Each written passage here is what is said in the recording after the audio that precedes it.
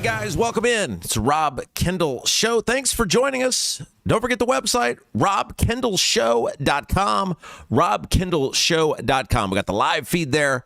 We've got all the on-demand podcast platforms, and we've got articles based on the transcripts of our favorite segments each day, robkendallshow.com. Plus, we've got that support button over there at robkendallshow.com. If you like what we do, if you like being a part of the show, let us know. That's a great way to do it. $1, $10, whatever it is. We're so appreciative of it. Thanks to Larry yesterday. Hit that support button. Made a very generous contribution there. robkendallshow.com. Also, I'm on Twitter. At Rob M. Kendall, at Rob M. Kendall. If you like what we do here on the Rob Kendall Show, a lot of the topics that we discuss here, we talk about over there as well on Twitter, at Rob M. Kendall. Okay, a couple things you guys can do for us today. If you like what we're doing throughout the course of the program today, help us grow. Help us grow this program. Here's what we need you to do. First of all, if you haven't, hit that little thumbs up button. Hit that thumbs up. Let us know that you like watching Rob Kendall Show live here on YouTube, or if you're watching on demand, hit that little thumbs up. Also, subscribe to the channel and tell your friends to do the same. Man, we've done a great job with subscribers over the past couple of days. Been gangbusters. The numbers have been outstanding, and we need you to help us continue to do that so we can grow the Rob Kendall Show. Hit that subscribe button if you haven't yet. And last but certainly not least, share the feed. Wherever you're listening from, wherever you're watching from, whatever feed you're watching from. You know, we're on more than just YouTube. We're on Apple, we're on Spotify, all the places, all the major podcasting platforms. You can check out the Rob Kendall Show. Hit that share button, Twitter, Facebook, wherever it is. Let people know you're listening, you're watching to us. And that's how we're organically going to grow the Rob Kendall Show. We're going to make it so that this is the place to go for Indiana news, politics, and government 2 hours a day, every day. All right, so let's start with the big news. And the big news yesterday was that after weeks and weeks of begging by us, pleading, the governor has finally come out and he has announced he is suspending the sales tax on gasoline. Now, we're about to give you takes you're not going to find anywhere else, because the Republican Party, these politicians who've done absolutely nothing, said absolutely nothing, not pressured the governor at all publicly over the past 3 or 4 weeks, they're doing victory laps today. Oh, isn't it great? Oh, we're leading affordability. Bull. And we're going to get into that. But let's explain exactly what went down. By the way, Nikki Kelly is going to be with us from the Indiana Capitol Chronicle a little bit later on in the hour. Now, full disclosure, to work around guest schedules, our ability to do things in the studio that we have here right now, we do pre-record our interviews. We did pre-record with Nikki before the big announcement by Braun yesterday. And so we go into a history of the gas tax, though. We go into a history of suspension of the gas tax. It has happened before. Other governors have tried to do it, which we'll talk about, or explored doing it, which we'll talk about here in a minute. So just a heads up, while there's a lot of great information, it will be just slightly outdated because Braun had not yet made the announcement. We talk about what that would look like, et cetera, but a lot of valuable information that you'll want to listen to. Okay, so let's talk about what Braun actually did, and then we'll get into what you need to know about it. So yesterday, Braun announced the suspension of the sales tax on gas. Don't forget, in Indiana, there are 3 taxes on gas. You have the federal tax, which Braun and the Republicans and Indiana state government have nothing to do with. It's 18 cents a gallon. So every gallon of gas you buy, 18 cents goes to the feds. Then there are 2 Indiana-based taxes on gasoline. The first tax on gas is the special excise tax on gas. That comes out to about, what is it? I think it's 36 or 30, about to be 37 cents a gallon on gas. Then there is the sales tax on gas. So there is a sales tax on gas, just like there's a sales tax on pretty much everything you buy, almost everything you buy in the state of Indiana, of 7%. Of course, the big scam with that, the more gas goes up, the more the sales tax on gas goes up, because 7% of a higher number is more money. And so that is what Braun suspended yesterday for 30 days. So it'll run through, I believe, May the 9th, is the sales tax on gas. The gas tax will continue to remain in place. So it is believed that will save you for the next month roughly 17 cents a gallon. Hope Braun didn't injure himself going kicking and screaming to doing the bare minimum. So here's what Braun said yesterday, according to the Capitol Chronicle. Quote, I am declaring a gas tax holiday to give Hoosiers relief from the pain at the pump from high gas prices. Affordability is my top priority. Okay. If affordability was your top priority, you wouldn't sign a disastrous property tax bill that's loaded with future local income tax increases, where referendums are going to be flying left and right this fall, raising people's taxes, and ultimately assessment increases are going to eat up any quote-unquote relief people got this year. By the way, speaking of that, a lot of people have reached out to me about how their property tax bill went up this year. And maybe we'll talk a little bit about that in future shows. The people with home values above $300,000, a lot of those people are seeing, and some of them are big, property tax increases. If Braun cared about affordability, he wouldn't be proposing $6.5 billion of tolls on I-70. If Braun cared about affordability, he wouldn't be proposing massive tax increases on the people of Northwest Indiana to pay for the Bears Stadium. If Braun cared about affordability, he wouldn't have signed a bill last year that allows utility companies, for-profit utility companies, to raise your rates while they do experimental, unproven technology, nuclear technology, whether it works or not. And if Braun cared about affordability, he would have suspended the sales tax on gas a month ago when he first started talking about it. Remember, Braun laid out very clear parameters to suspend the sales tax on gas, and we are weeks past when those parameters were not met. He said if the Strait of Hormuz wasn't open, he said if gas had not gotten more affordable. Neither one of those things have happened. In the Strait of Hormuz, who knows at this point? They're all over the map on that. It's on, it's off, it's on, it's off. So Braun doesn't care about affordability. He did this because the pressure got so intense. And I think in his mind, and don't underscore the pressure that could have come from the Trump administration on this. Because let's face it, the Trump administration is causing the spike in gas. Look, I don't care how you view Trump, and maybe you think the war with Iran is the greatest thing ever. Maybe you think the proxy war we're fighting for Israel is the greatest thing ever. Okay, you're entitled to that opinion. But it is irrefutable. The price of gas went up when Trump engaged in this military conflict, which caused Iran to shut down the Strait of Hormuz, attack oil fields, etc. So don't underscore the pressure that Braun is potentially getting from Washington, D.C., the Trump administration, to do something to offset the price of gas to try to make Trump not look as bad.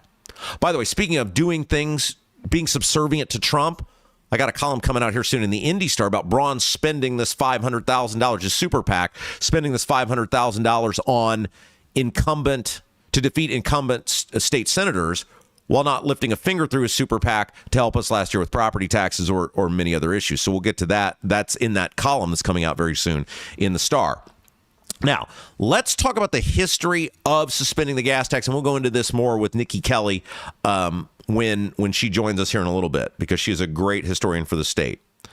By the way, the estimate from the Braun administration, Hoosiers savings this month could reach $50 million.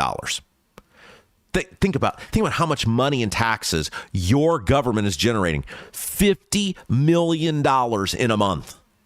$50 million in taxes. And what's it going to?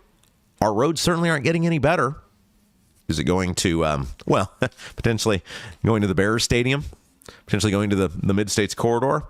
All right, so the ability to suspend the to suspend the tax on gas. And again, I'm trying to break down something that is very complex to you guys. I'm doing it to the best of my ability. There's a lot of info here. There's a lot of information. There's a lot of history with this. So the ability to suspend the sales tax on gas dates back to a 1981 statute. So 45 years ago. And it writes, quote, an existing or projected shortfall of at least 8% of motor fuel or of other energy resources that threatens to seriously disrupt or diminish energy supplies to the extent that life, health, or property may be jeopardized.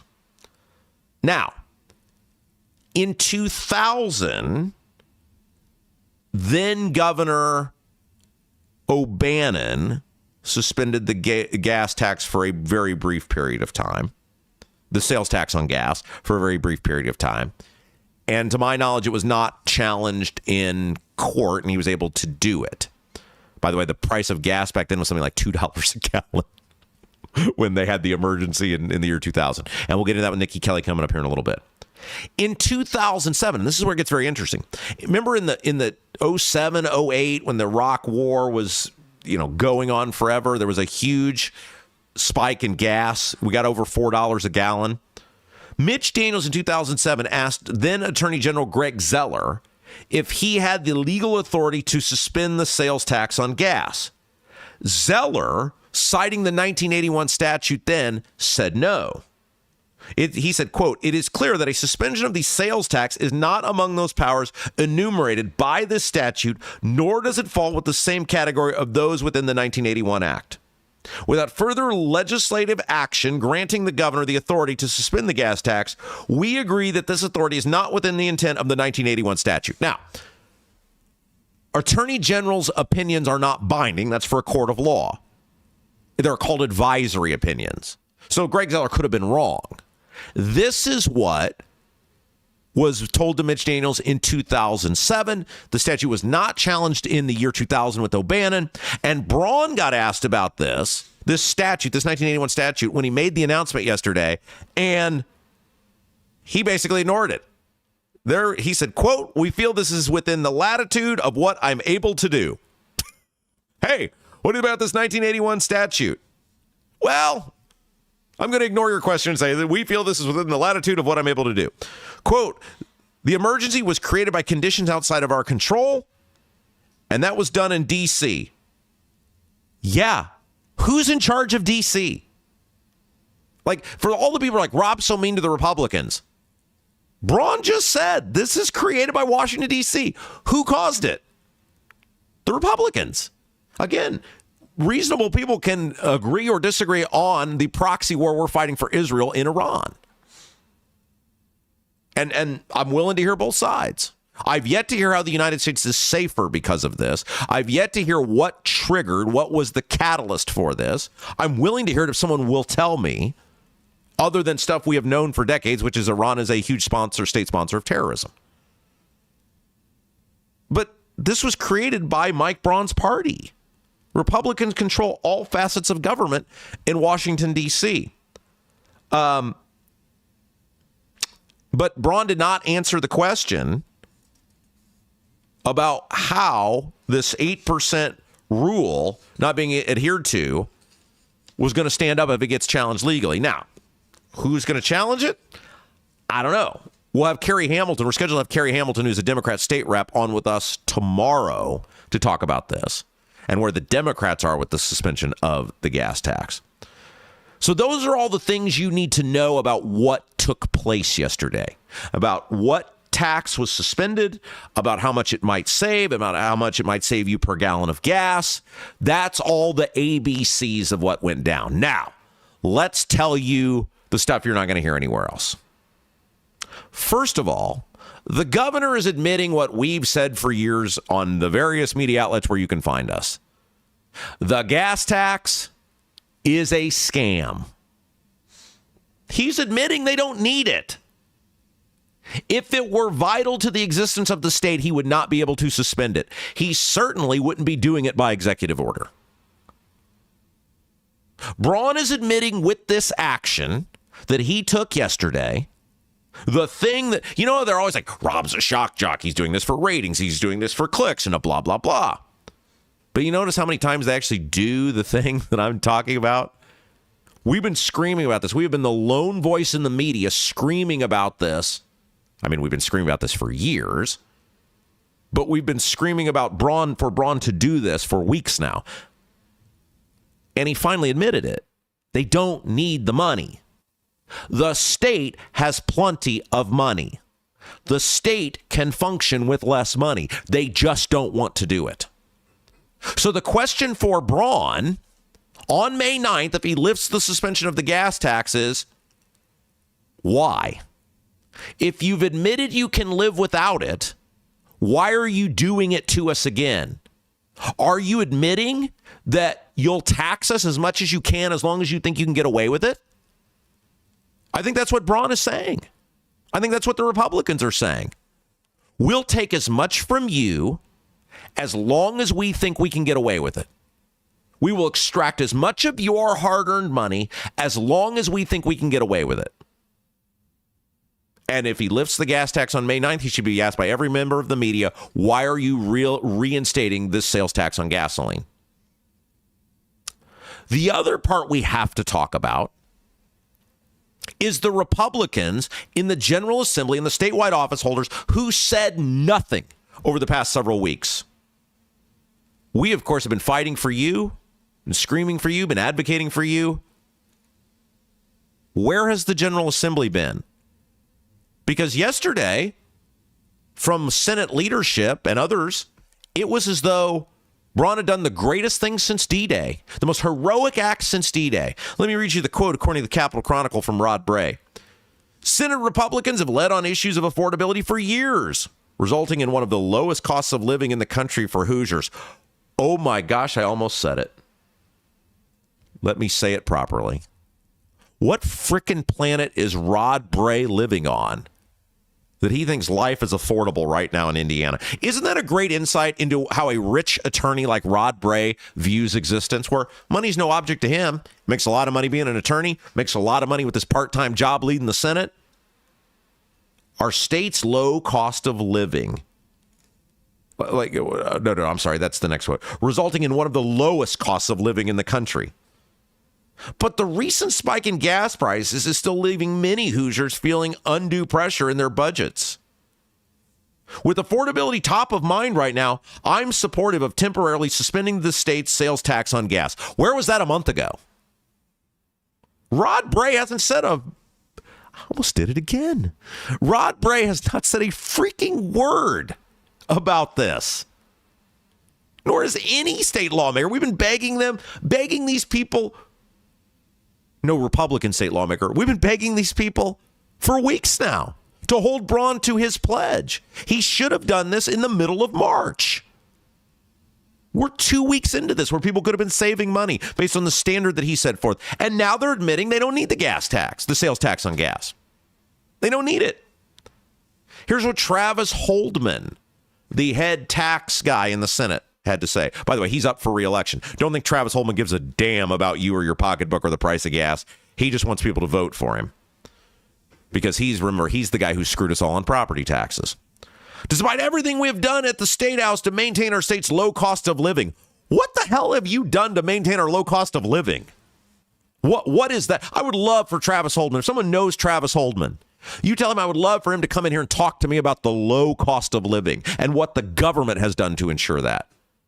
Because I know with my utility bills, they've skyrocketed.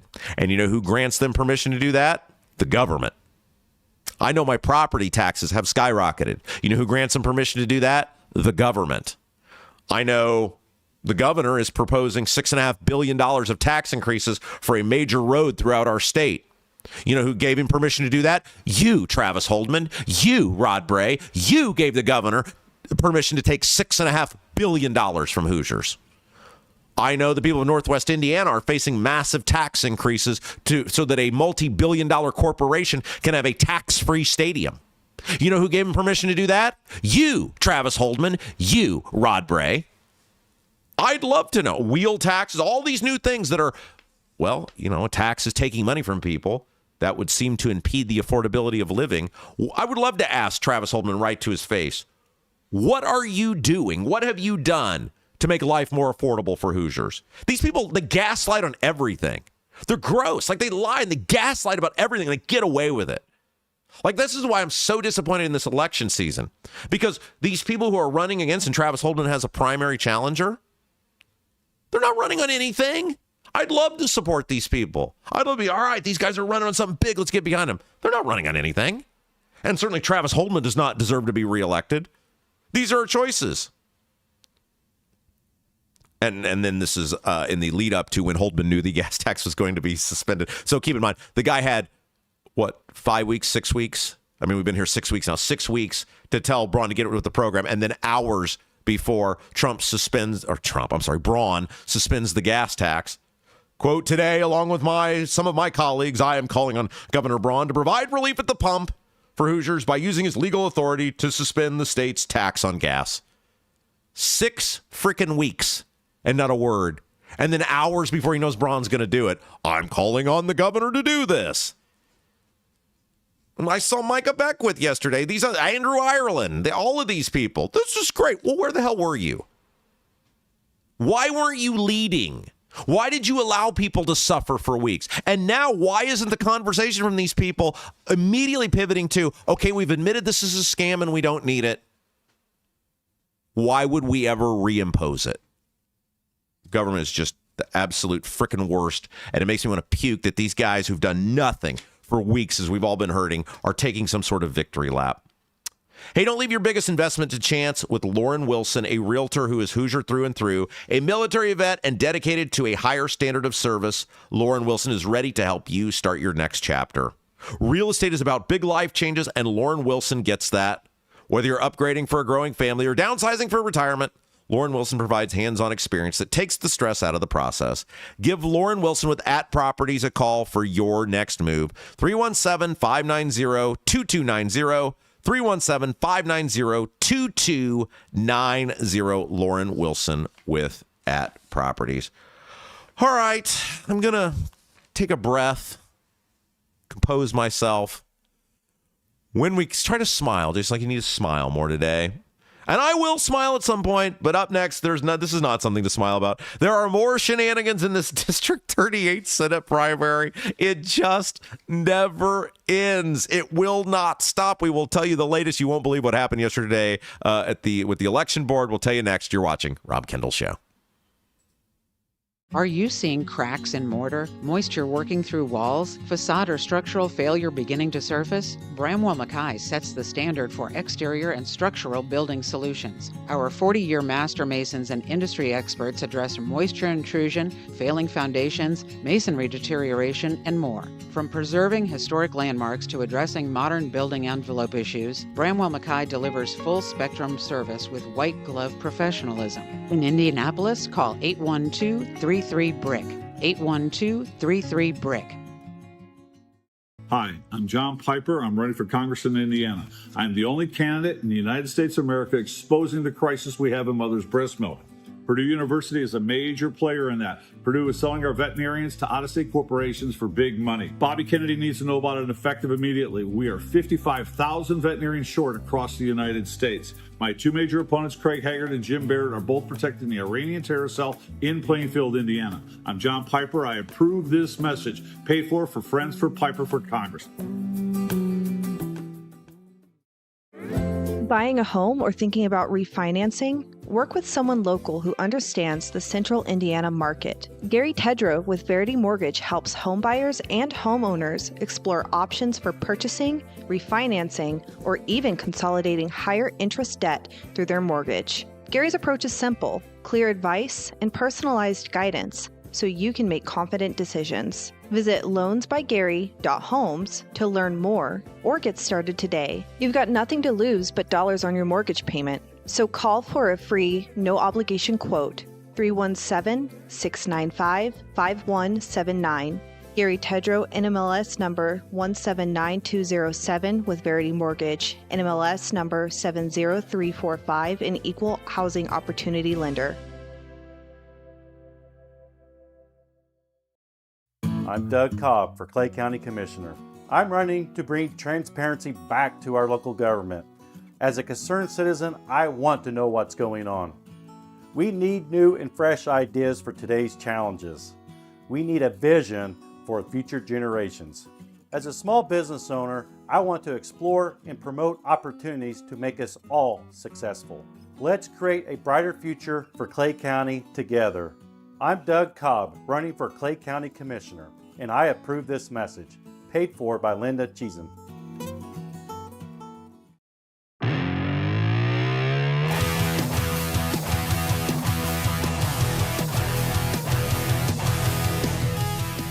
Hey guys, welcome back. Rob Kendall Show. Thanks for being with us. Help us get those numbers up. We need you to do that. We're all in this together. If you haven't done that yet, hit the little like button and obviously subscribe. And there's a benefit to being a subscriber. That means you get to join a fabulous community of people you're probably seeing commenting all throughout the show in the YouTube comments section. Now, you have to be a subscriber in order to comment. And that is then policed by producer Jason. And as long as you're a decent member of society and you make everyone feel welcome, we welcome free thought there in the YouTube chat. But you got to be a subscriber in order to do it. Also, and man, we've had so many generous people. It just always blows me away. If you are feeling super generous about what we do here and you're like, I like these guys, I want to make sure they stay on the air and I keep getting this programming every day, we got that support button over at robkendallshow.com, robkendallshow.com. We welcome and appreciate all of you who have supported us over there. Okay, we got to talk about Senate District 38, which gets more freaking ridiculous every time there's some event that happens with us. But before we do that, planning a trip can be overwhelming. You know where you want to go, but how do you make it happen? That's where Baltus Travel Service comes in. Adam Baltus takes the worry out of travel and is with you every step of the way. The great thing about Baltus Travel Service is in most cases, it won't make your trip cost a single dime extra. Adam is certified through most major cruise lines as well as Disney and Universal theme parks. If you've been thinking about going anywhere in the world, take the worry out with Baltus Travel Service. There's no charge for consultation. To find out in advance what your trip will cost, get started today by visiting baltustravel.com, BALTUS travel.com, 812-593-7561, 812-593-7561. Okay. Senate District 38, and I know every time we do this, those of you who this is like our system is a joke. What is happening out here with Senate District 38 is a complete joke, and it is a black eye on the entire state, and it is a black eye on. I mean, look, the system is handling it the way they have to handle it when they get these complaints, but it's ridiculous. So Senate District 38, and I know I'm repeating myself for some of you, but we have new listeners all the time, lots of new listeners the last couple of days. Let's talk about what this is real quick, and then we'll get into what happened yesterday. Senate District 38, it's Sullivan, it's Vigo, it's Clay counties. That's the Senate district. Greg Good is the incumbent senator. He was caucused into that seat. He has never been elected. Brenda Wilson is challenging him. She is a Vigo County council member. She was endorsed by President Trump because he's mad Greg Good voted against redistricting. Trump knows so little about Brenda Wilson, he couldn't even get the office she holds right when he did the endorsement. Brenda Wilson is running on nothing other than Trump endorsed me. She's offering no views whatsoever. And then there's a third woman running named Alexandra Wilson. And Alexandra Wilson's candidacy has been challenged by a super lawyer and ally to Mike Braun named Jim Bopp. Braun is, of course, supporting challengers to people who voted against redistricting, supporting their challengers because whatever Trump wants, Braun just does it. He doesn't give a damn about any of us. So your three choices, if you live in that district, are guy who wasn't elected, girl who has done a horrible... Look, Vigo County's a dumpster fire, and that's her claim to fame, I guess, is she's on the council, the county council of the county that's a complete dumpster fire. Everybody knows what Terre Haute is. And she's so irrelevant, Trump couldn't even get her office right, but he's endorsing her because he hates Greg Good. And then your third option, if you don't like either one of those, is some woman who we can't get to the bottom of if she was convicted of a felony or not. And of course, Jim Bopp is challenging Alexandra Wilson's candidacy because he thinks it's shenanigans that there's two women named Wilson running. And he claims she was convicted of a felony, which makes her ineligible to run for public office in the state of Indiana. Now, Wilson's come out and said, wasn't convicted of a felony. I was charged with the felony. I pled guilty to a misdemeanor. Now, let's talk about the arc of this case. The case, Bopp takes the challenge to the election board, which is 2 Republicans, 2 Democrats. They split. Democrats say she can stay on the ballot. Republicans say she's got to be removed. How that's convenient, right? So then Bopp says, well, that's not good enough for me because if there's a tie, it means whatever's currently going on is what stays. She was on the ballot. She stays. Bopp says it's not good enough for me. He goes to Clay County and files a petition in court. The judge in Clay County says, well, I'm not going to rule on this case because his being the judge gets challenged and the special judge gets appointed. But he said, in the meantime, I'm stopping all the ballots from going out. I'm preventing the ballots from going out in Clay, Sullivan, and Vigo counties. And then another judge comes in and says, you can't do that. Federal law says you can't do that. So apparently the judge doesn't know what's going on either, because the new judge comes in and is like, you can't just stop ballots from going out. There's federal offices that are being elected. The ballots have to go out. Then the judge, the new judge who says the ballots can go out, sends the case back to the election board, doesn't rule, sends the case back to the election board, and now the election board splits again in their ruling yesterday, 2-2, which means she stays on the ballot. How can it be this frickin' hard to determine if a woman was convicted of a felony or not? No one can answer this question for me. Either she was convicted, she pled guilty to a felony, or not. Are there not court records? Does the judge not have to look at you when you plead guilty and go, do you understand the charges being presented to you? I think that's a thing. Do you understand what you're pleading guilty to? Don't they repeat the charges back to you? Is that judge not still with us? Is that court reporter not still with us? Somebody who was there that day has to be with us. There has to be a court record of it. The attorney that represented the woman. Like, how can this be this hard? And by the way, what a black eye on Braun and Bop. Look, you've got the endorsement of the President of the United States. Greg Good's never been elected to public office as a senator. You can't win? You're going to try to gum up the system? And what happens now? People are already voting. Early voting has started. This woman is on the ballot. Just let it go. Is some obscure woman, it's not like she's some powerful office holder already that nobody knows about, is that big of a threat to you? Are you admitting that your Trump-endorsed candidate is that bad that you've got to just take this thing to the ends of the earth? I thought this was mildly humorous in the beginning, and it was like, man, I just can't get enough of this. Now it's just reached a point. It's like it's jumped the shark. You know, it's like a wacky TV show where the first couple episodes are really good, and you're like, oh, this is great. And then after a while, it's just the same episode over and over and over again. It's the same plot, the same premise. They just find new ways to do the same thing. There's no creativity in the writing. I'm over it. She's on the ballot. You can't clearly prove in a court, or you failed to prove that she was convicted of a felony. The election board is clearly not going to. And by the way, somebody on this election board, the Republicans or the Democrats, is just going into business for themselves, it appears. Because if you can't prove she was convicted of a felony, which hasn't been able to be done in court, if you're the Republicans, then why are you voting to remove her from the ballot? This doesn't give any sense of stability, any sense of faith what the average person would have in our election system. How can these two sides just vote differently on this? This shouldn't be about Republican or Democrat. If she was convicted of a felony, remove her. If she wasn't convicted of a felony, she stays. How is it that the Republicans and Democrats can have just completely opposite views on this? It's ridiculous. This is why people don't have faith in our elections. Crap like this. Jim Bob should let this go. You haven't been able to prove your case. You've been at this for, a month now or more. Just let it go. Let her be on the ballot. And if you lose, you had the endorsement of the President of the United States. If your candidate's that bad, that's on you. That's on you. But of course, we come back to what we talk about all the time on the show.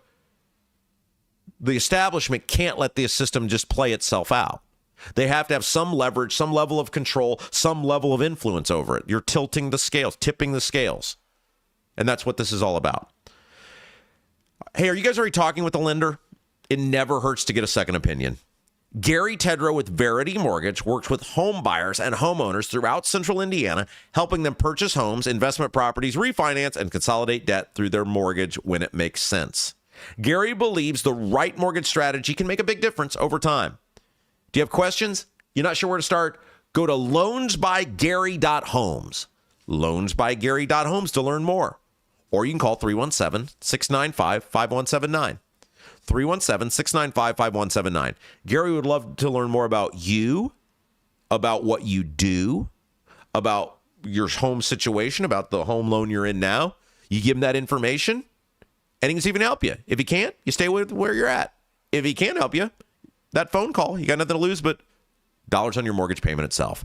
Gary Tedrow, NMLS number 179207 with Verity Mortgage, NMLS number 70345, an equal housing opportunity lender. Coming up here in just a little bit, Nikki Kelly going to be with us from the Indiana Capital Chronicle. We'll talk about the history of the gas tax, the history of suspending the gas tax, and we'll get into how this might all play out now that Braun has suspended the gas tax. Full disclosure, the interview was recorded shortly before Braun made the announcement, so there are one or two statements that might be a little outdated, but the whole history of it's fascinating, so make sure you stick around for that. All right, the data center people are starting to get smart. They're starting to get smart. And if you guys have listened to me for any length of time on the old show and now on this show, I told you they were going to get smart. Why? Because they've got huge money behind them. They've got great lawyers. They've got great researchers. And I said it's only going to be a matter of time before the data center people figure something out. And they have. They're finding land in major metropolitan areas already zoned industrial. And they're figuring out ways to put the data centers on this already zoned land. And that allows them to bypass town and city councils. Let me tell you what I'm talking about here.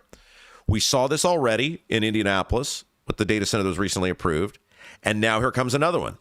According to the Star, DC Block, a developer based out of Atlanta, filed documents with the city of Indianapolis in March to build a 3-building data center campus on the site of the former Ford Visteon manufacturing site in the Eastgate neighborhood. It's just southwest of the intersection of Washington and Shadeland Avenue. Give you an idea. For people you know the city, that'll mean something to you. For those of you who don't, it won't. Doesn't matter. DC Block is seeking a variance of use approval from the Metropolitan Development Commission.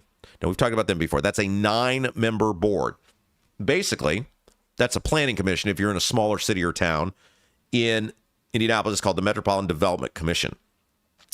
If approved by the Metropolitan Development Commission, I'll get to how the data center people are getting smart and figuring out how to work inside the system now.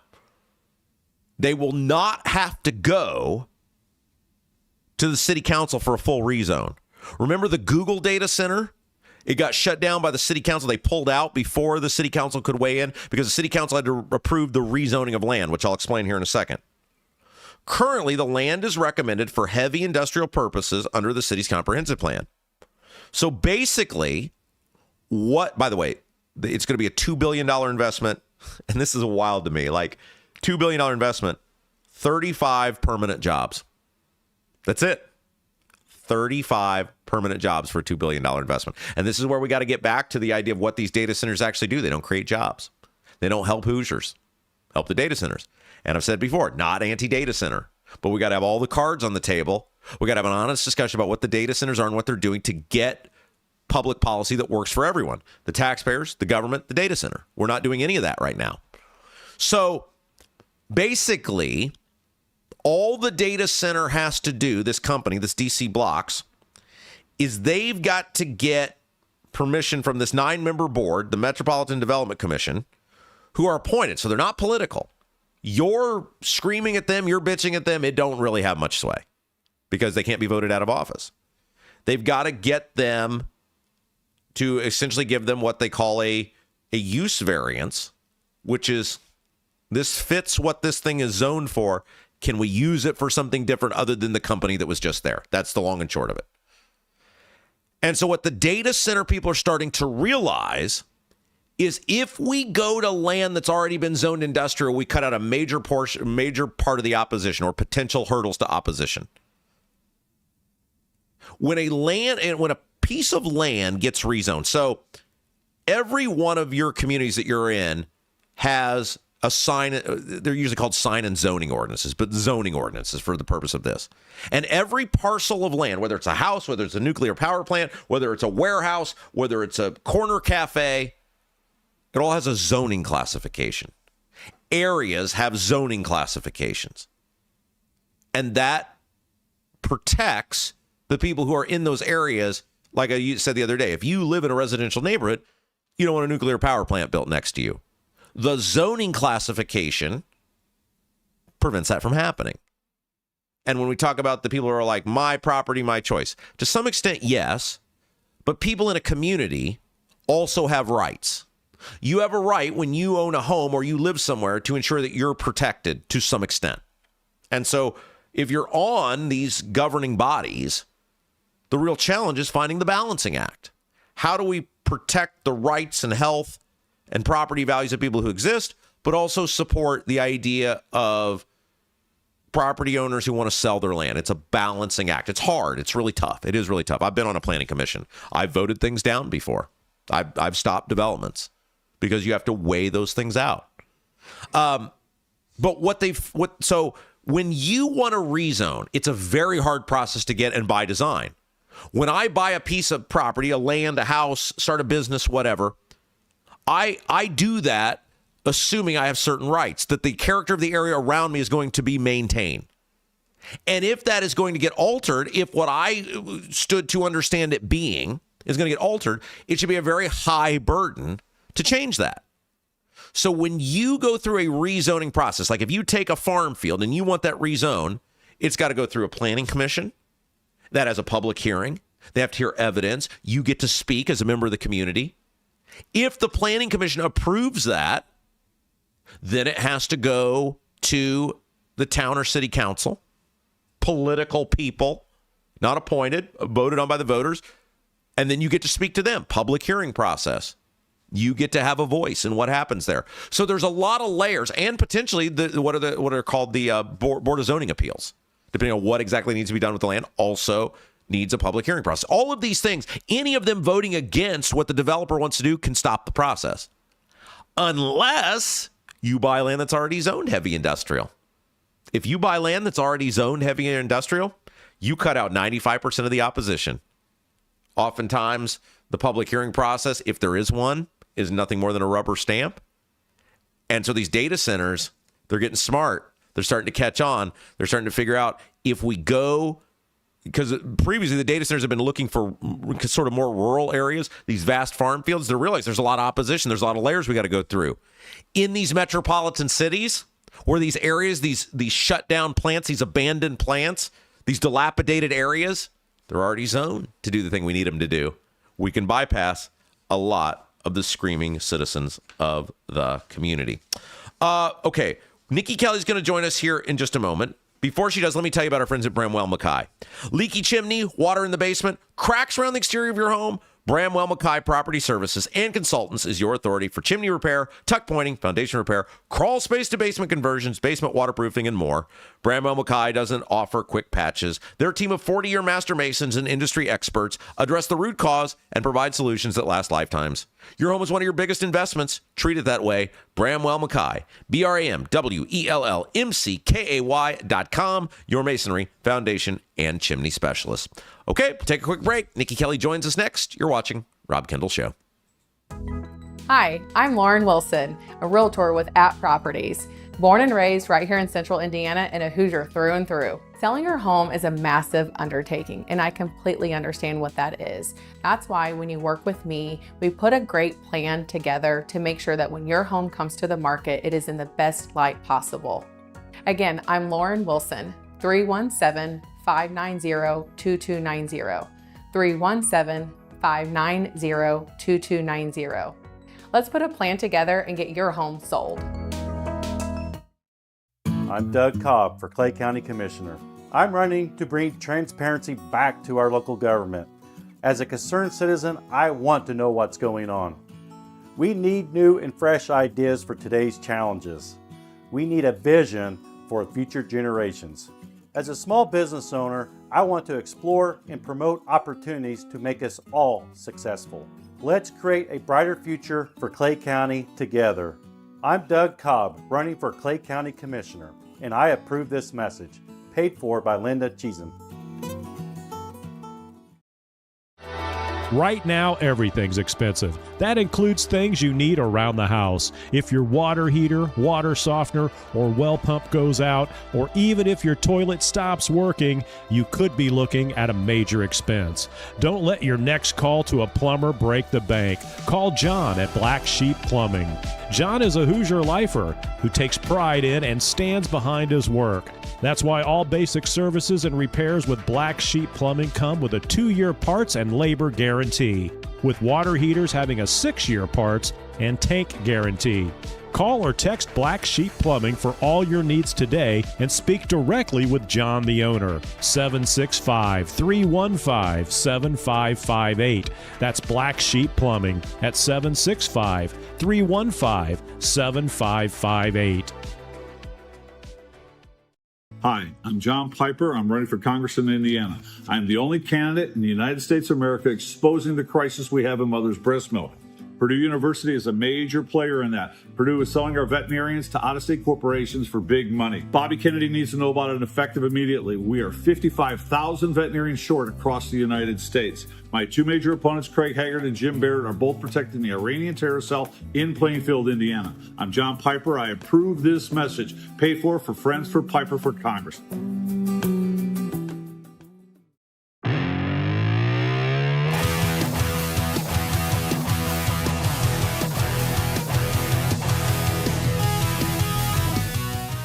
Welcome back, Rob Kendall Show. Let's take a look at a week that was in Indiana politics and government. Joined by one of the best in the business from the Indiana Capitol Chronicle, the great Nikki Kelly. Hello. Hello. How are you? I'm fabulous. Full disclosure, look. You go on other media ventures. You do appearances with other people. I'm always, no exclusive contract. I know. And I see it. I'm always a little taken aback. But I saw you get asked this question, and I thought, well, this is an interesting conversation to have. You were on WTHR. Yep. Dustin Grove, who we like, he was doing a little round table thing with you and some other people. And you guys got into a conversation about Braun and the gas tax. And you started doing, because you are a historian, you know Indiana politics and government, has the gas tax been suspended in the past? And then you started playing out what that would actually look like. So let's start with the first thing. Has the gas tax in Indiana ever been suspended? No, only the sales tax on gas, which are two different things. Right. So Governor Frank Urbana back in 2000, he did do that. He, suspended. Back then it was a 5% sales tax. That's right. Daniels raised the sales tax. Correct. Yeah. And it was about 120 days. I think they saved about 7 to 10 cents a gallon. And back then, by the way, for the energy emergency that was for this, it was nearing $2 a gallon. I went back and looked today. Okay, so real quick, so that you hit something important. There are two taxes on gas. There is an excise special gas tax. There is a sales tax on gas, like there's a sales tax on everything. Exactly. And that back then, over 120 days, cost the state or save the motorists, whichever way you want to look at it, about $46 million. Okay. This, if they would do that nowadays, it would, first of all, we have 7%.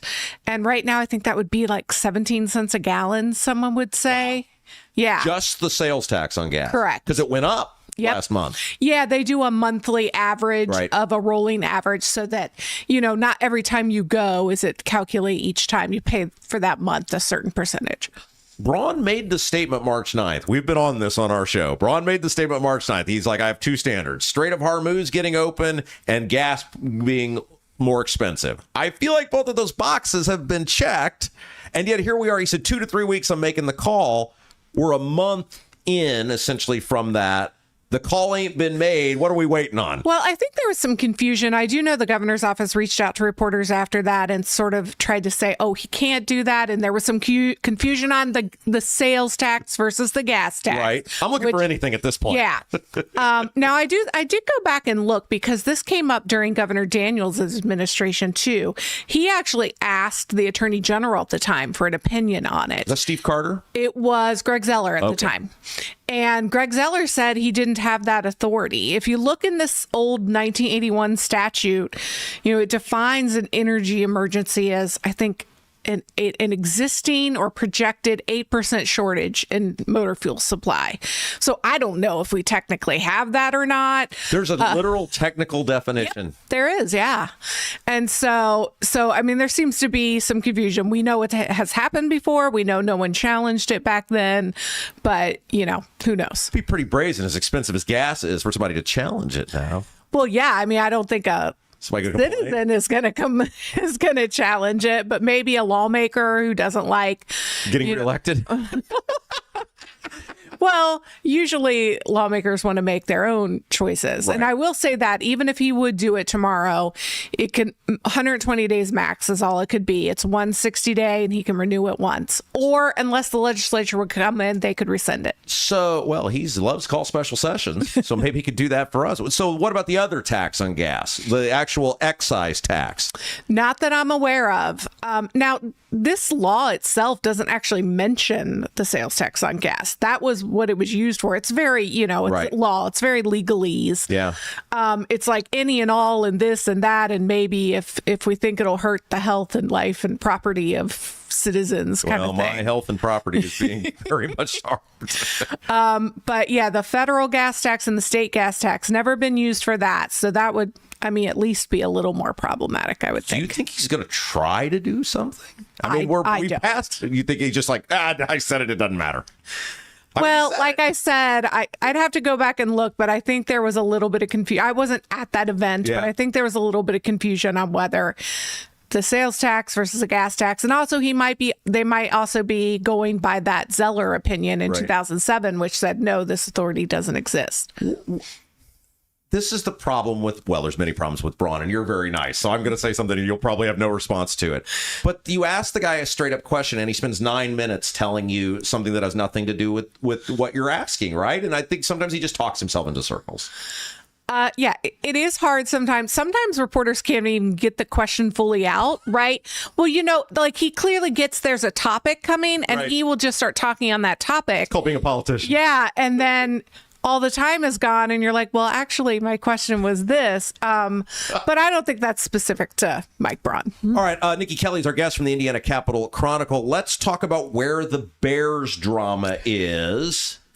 Yeah. The Illinois, they made it sound like, I felt like this was, when Indiana was doing their thing, we got a 2-week window to do this and it's going to get decided soon. That's because our session was ending. So then Illinois was like, we'll move at our own pace. They're in session all the time. Well, exactly. So where are we at? What's going on here? I think it was maybe a week and a half ago, the Chicago GM made a statement that he said something like spring/early summer Right. for a decision.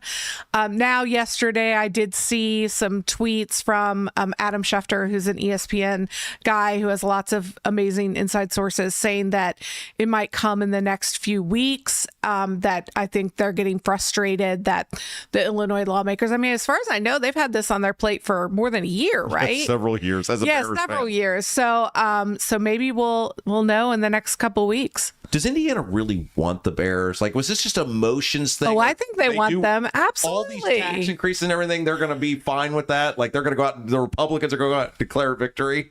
I think they will. Yeah, absolutely. With the investment. And the tax increases aren't great, let's be honest, but they're also sort of discretionary, right? You don't have to go buy a concert ticket or you don't have to buy Well, you do, but you can eat at home and not pay sales tax or food and beverage tax on it, so hotel taxes. Right. A lot of them are sort of user fees, so to speak. So this wasn't just a motions thing. They really do want the Chicago Bears to go to Hampton. It might have been in the very beginning, oh, hey, let's just throw that out there and see if they'll bite. But now I think, they want it. You've studied this. Is there, and I'm saying from the Bears' perspective, not the taxpayers or whatever, but is the Bears deal, the Indiana offer is so good, or the Illinois legislature and governor are just so bad, or is it a mixture of both? Probably a mixture. Yeah. I think they like how quickly Indiana responded, and it's there, right? They have all the information. They can decide. It's not this up in the air. I don't know what our property taxes will be, that kind of thing. Nikki Kelly from the Indiana Capital Chronicle is our guest. We opened our show Tuesday with one of your articles. I believe you were the author of the article. Okay. About the governor and the utility bill. The big, big signing the of landmark legislation. Yes. And I said, there's nothing in here that I see that's going to save me any. I hope you noticed that I did make sure to put that in there. And when I put it on my sheet, I put it in all bold, and I said, the Capital Chronicle, who are the most honest people on God's green earth, have pointed out there's nothing in it. I don't want people to think that their bills are going to go down next week. The majority of what's in the bill helps low-income people deal with the existing rates. That doesn't change the rate. There is a new prospective rate making system that will go in, but it would be at least 2 years out because they all file for a 3-year. The first year's current rates, the second year they look at their metrics to see, is it affordable? How's their reliability? That kind of thing. So, it could theoretically lower rates in the future. Probably more like lower the increase as opposed to paying you less than what you're literally paying right now. A decrease in the increase. Yeah. As Jeff Thompson said during the property tax hearing last year, it'll be a decrease in your increase. Now, having said all that, and I think there was a gentleman in our article who also said, I don't think we should oversell this. Right. Citizens Action Coalition. Yeah. Yeah. And look, it's a great move to at least put actual metrics and performance into rate making instead of just here's what we want, okay, you get it, or maybe we'll shave 1% off kind of thing. Well, and you're not being facetious when you say that's the way it's basically gone. Yeah, exactly. And even in the governor's press release, he said basically they were guaranteed a return on their investment, and now they're actually going to have to use some metrics to show they deserve it. Am I unreasonable? Well, I'm going to ask him. I think the answer is no. No. Yes. The answer with me is always yes, you are unreasonable. My thing is these companies, and you guys had a great article a couple weeks ago about how the profit per dollar is increasing for these investor-owned utilities. My deal is, I'm Mr. Capitalism and free market, but not if you're using the government as your monopoly for profit. I got a huge problem with these people enhancing their profits, not the revenue, but their profits, when you're profiting off government regulation and government monopoly. Am I an outlier on this? No, I mean, a lot of people think the exact same thing. It's not a free market. Everything is regulated on this, including how much profit they get. And up till now, we've been happy to give them all the profit they want. Maybe not all they want, but plenty. And they give a lot of money to those politicians, as you guys have laid out in your fabulous reporting. Okay, before we let you go, there's some drama now at the Planned Parenthood locations and the organization. What's going on with that? Well, there's kind of a twofold issue. First, they had to close 2 clinics. Obviously, they've lost a lot of federal money. There's a pause on the Medicaid dollars, that kind of thing. And so they merged. They had 3 Indianapolis clinics. Now there's 1 Indianapolis clinic. I think there's still 8 statewide. The second issue is this really old case from 2010. Where back then lawmakers passed a bill that said no entity that provides abortions can receive any money, state dollars, contracts, nothing. This was the Indiana General Assembly. Correct. And back then, Planned Parenthood sued, and a judge issued a permanent injunction that they could not enforce that law. Fast forward to 2025, the U.S. Supreme Court rules very differently.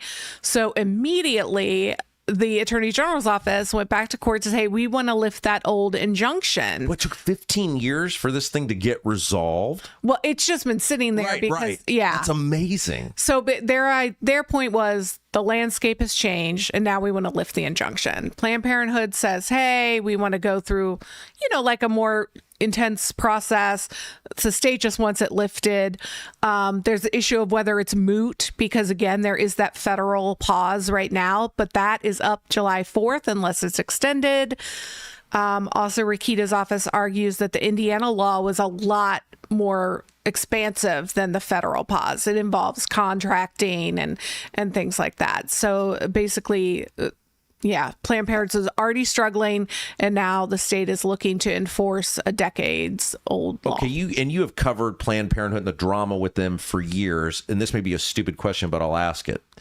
Because they always, when you talk about abortion, they come back and go, well, we do this and we do that and we provide these services, which they do. They do. Have they ever just considered giving up doing the abortions and then you get all the money flowing back in to do all the other things if it really helps? Well, but right now, I mean, that's the way it is in Indiana, right? Like they're not doing them because they're not allowed, and that's apparently not enough. The state still wants to take away the Medicaid money for cancer screenings and STD testing and, that's what I'm just saying. Like maybe some sort of public declaration. We're out of that game forever and ever, type of thing. Maybe that would help them out. Because they do. There are other things that they do that probably do very much help people that are in need. And if he ever lifts that injunction, I imagine, if the judge does, and sorry, it is a female judge, I imagine the argument from Planned Parenthood will be, well, we no longer provide abortions in Indiana. So the writing of the law might be interesting then. I think it's all fascinating. Tell us about Indiana Capitol Chronicle and what you want people to know about that fabulous publication we use every day on this show. I mean, mainly just subscribe to our newsletter, get your news straight to your email in the morning. Just this morning, we let you know about a new tax amnesty program and stuff like that. I don't have to pay this year? Oh, no. Do you owe? Like delinquent? Are you delinquent? No, I'm not delinquent. Well, then you're fine. You don't get any help. That would make every major newspaper in the state of Indiana if I were delinquent on anything. No. I always begrudgingly pay everything I'm told to pay. But I did read the article. It's for delinquent. There's some sort of amnesty. If you pay your back taxes, they're going to let you go free without penalty. They've done this a couple times before. It's like every decade. Yeah. They kind of throw it out there and grab up some money. Nikki Kelly, thank you. Thank you. Yeah, you're watching Rob Kendall Show. Are you seeing cracks in mortar, moisture working through walls, facade or structural failure beginning to surface? Bramwell Mackay sets the standard for exterior and structural building solutions. Our 40-year master masons and industry experts address moisture intrusion, failing foundations, masonry deterioration, and more. From preserving historic landmarks to addressing modern building envelope issues, Bramwell Mackay delivers full-spectrum service with white-glove professionalism. In Indianapolis, call 812-33-BRICK. 812-33-BRICK. Hi, I'm John Piper. I'm running for Congress in Indiana. I'm the only candidate in the United States of America exposing the crisis we have in mother's breast milk. Purdue University is a major player in that. Purdue is selling our veterinarians to out-of-state corporations for big money. Bobby Kennedy needs to know about it effective immediately. We are 55,000 veterinarians short across the United States. My two major opponents, Craig Haggard and Jim Barrett, are both protecting the Iranian terror cell in Plainfield, Indiana. I'm John Piper. I approve this message. Paid for Friends for Piper for Congress. Your bathroom fan could be secretly costing you thousands of dollars in damages. Most people don't even know this until the damage is done. With over 18 years of bathroom remodeling experience, here are 3 signs your fan is failing you without spending a dime on inspections. Sign number 1 is if you have foggy mirrors after you shower. This shows that your fan isn't pulling out enough moisture, which creates the perfect environment for mold. If you have a properly functioning bathroom fan that is the right size for your space, you shouldn't see much fogginess on your bathroom mirror at all. Sign number 2 is if you have bubbling, cracking, or peeling paint in your bathroom. This means moisture is soaking into your walls, slowly breaking down drywall, and even causing the wood framing behind it to rot. Sign number 3 is if you have mold buildup on your fan, ceilings, or walls. This is terrible for your health, but also could wreck your bathroom, costing you a fortune. If you're noticing any of these signs, here's what you can do. Call Vent Savvy today at 317-300-4434. That's 317-300-4434. And mention Rob for a free attic inspection. I'm Doug Cobb for Clay County Commissioner. I'm running to bring transparency back to our local government. As a concerned citizen, I want to know what's going on. We need new and fresh ideas for today's challenges. We need a vision for future generations. As a small business owner, I want to explore and promote opportunities to make us all successful. Let's create a brighter future for Clay County together. I'm Doug Cobb, running for Clay County Commissioner, and I approve this message. Paid for by Linda Cheesem.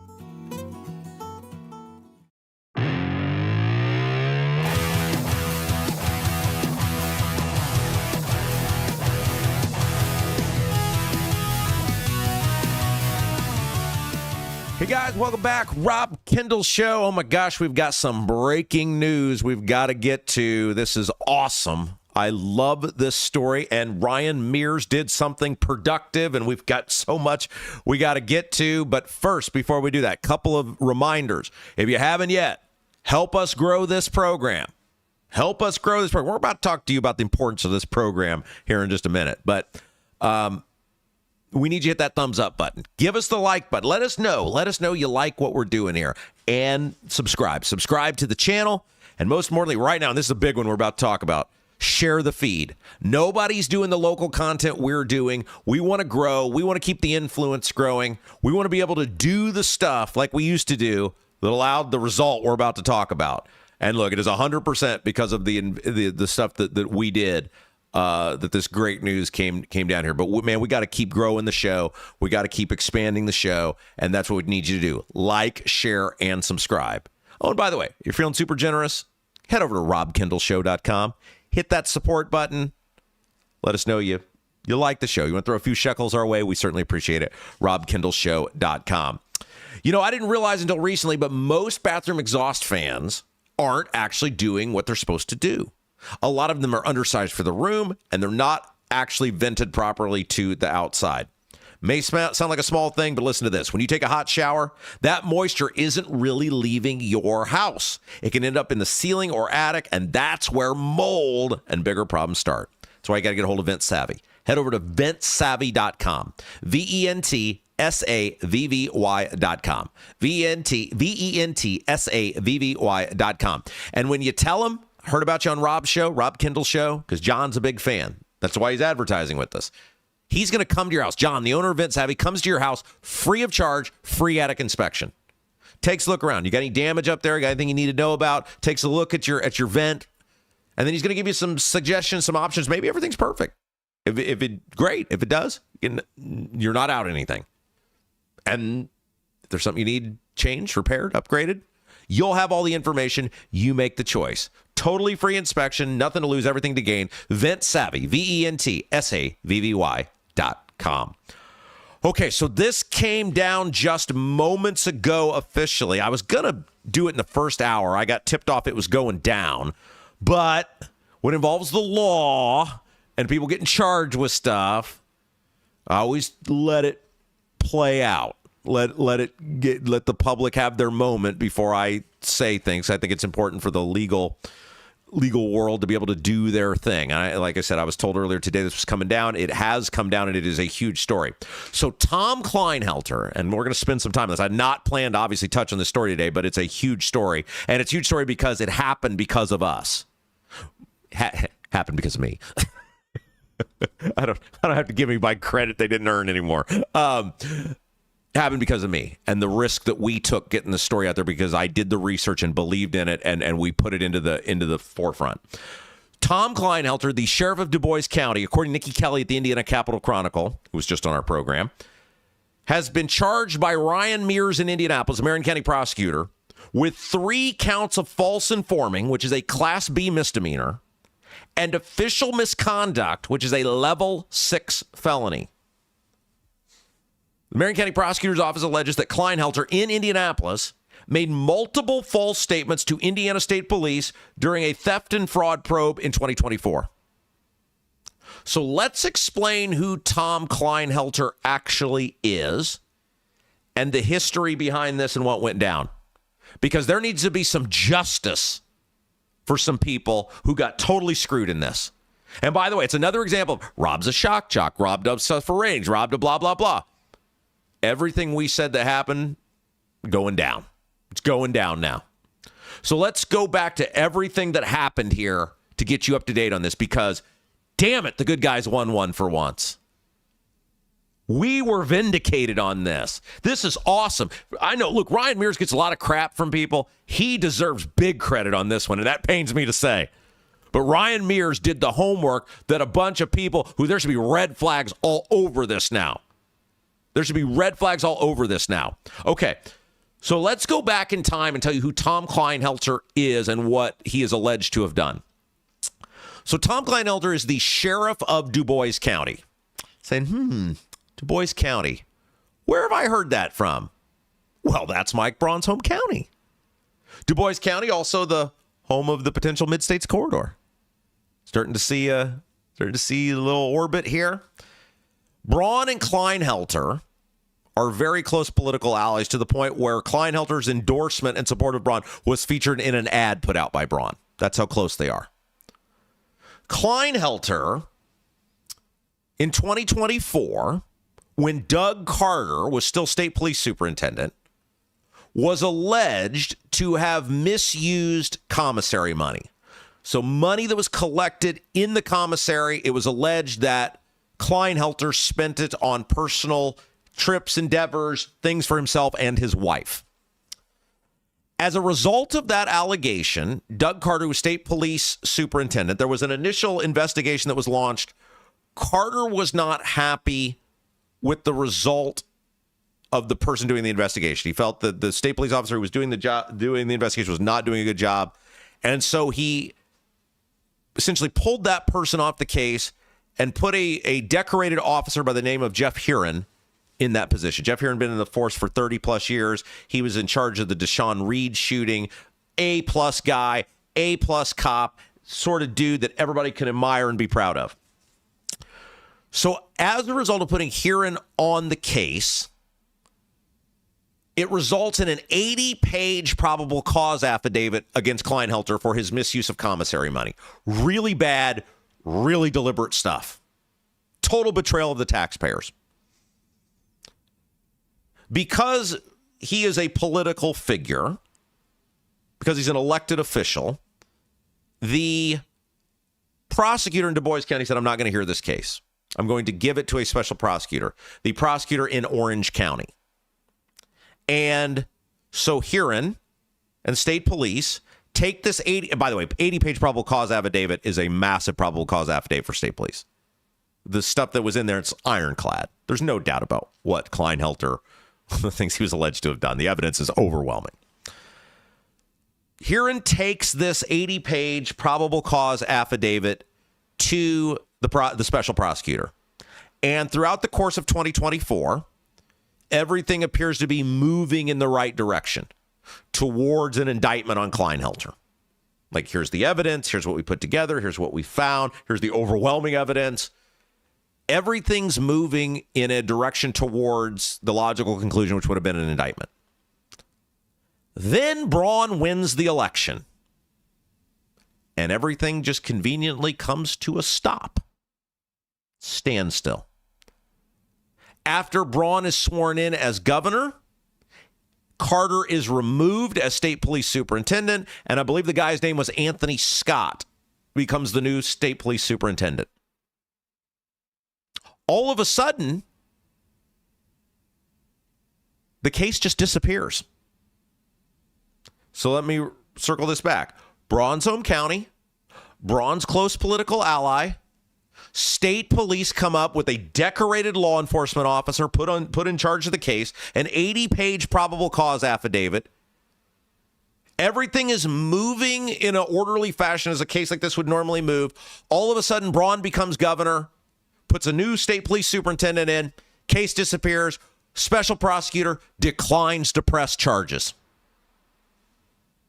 Then on top of that, Jeff Huron, the decorated law enforcement officer, he is punished and demoted by the state police for getting lippy with the prosecutor for not pressing charges. Because the state police are going, Carter, the rest of these, what the hell's going on here? It's an 80-page probable cause affidavit. The guy's guilty as sin. Not only is he not charged, but the officer who did the investigation, 30 plus years on the force, gets demoted. And for a period of time, that was just the end of it. And then I got a hold of the case. I got a hold of the information. And what did we do? We had Doug Carter sit down with us in 2025. I had Doug Carter sit down with me in 2025. And we did an hour-long interview. And in fact, we had him in twice. Two. I don't think the second one took the entire hour. And we had him lay out this case against Kleinhelter. We had him lay out the case, the work that the officer did. We had him lay out about how it was moving forward, because obviously Carter was very familiar with the case. He was the police superintendent overseeing it until the case just disappeared and the new state police superintendent got appointed.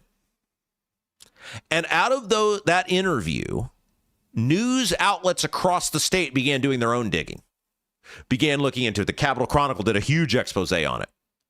And they couldn't get an answer from the special prosecutor on why the case disappeared.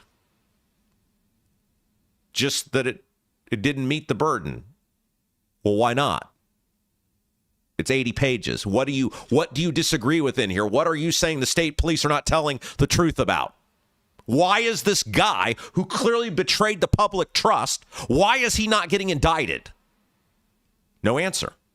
And other news media outlets began to cover it. And the scrutiny over Kleinhelter began to grow.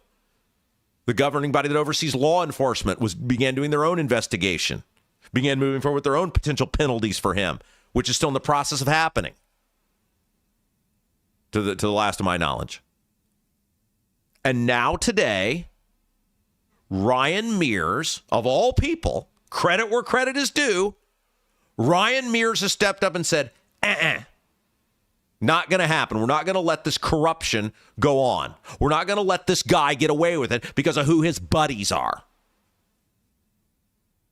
How does a guy with an 80-page probable cause affidavit put together by a decorated member of law enforcement just skate away?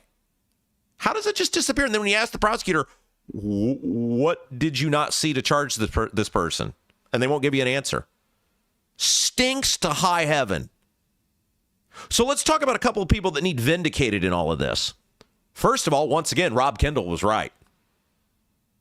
Rob Kendall led the charge, just like with the Mid-States Corridor. And for all these people who hoot and holler in that state house about me, but I'm a this, I'm a that, nobody does more good for the public trust. Nobody does more good for the citizens. Nobody does more good for accountable government than me. And I had to hear all the stuff, oh, you're spending too much time on this and blah, blah, blah. You're down a rabbit hole. You're beating a dead horse. You da-da-da-da-da. A guy got indicted because of us. A really corrupt, rotten public official is facing an indictment now because of the work that we did.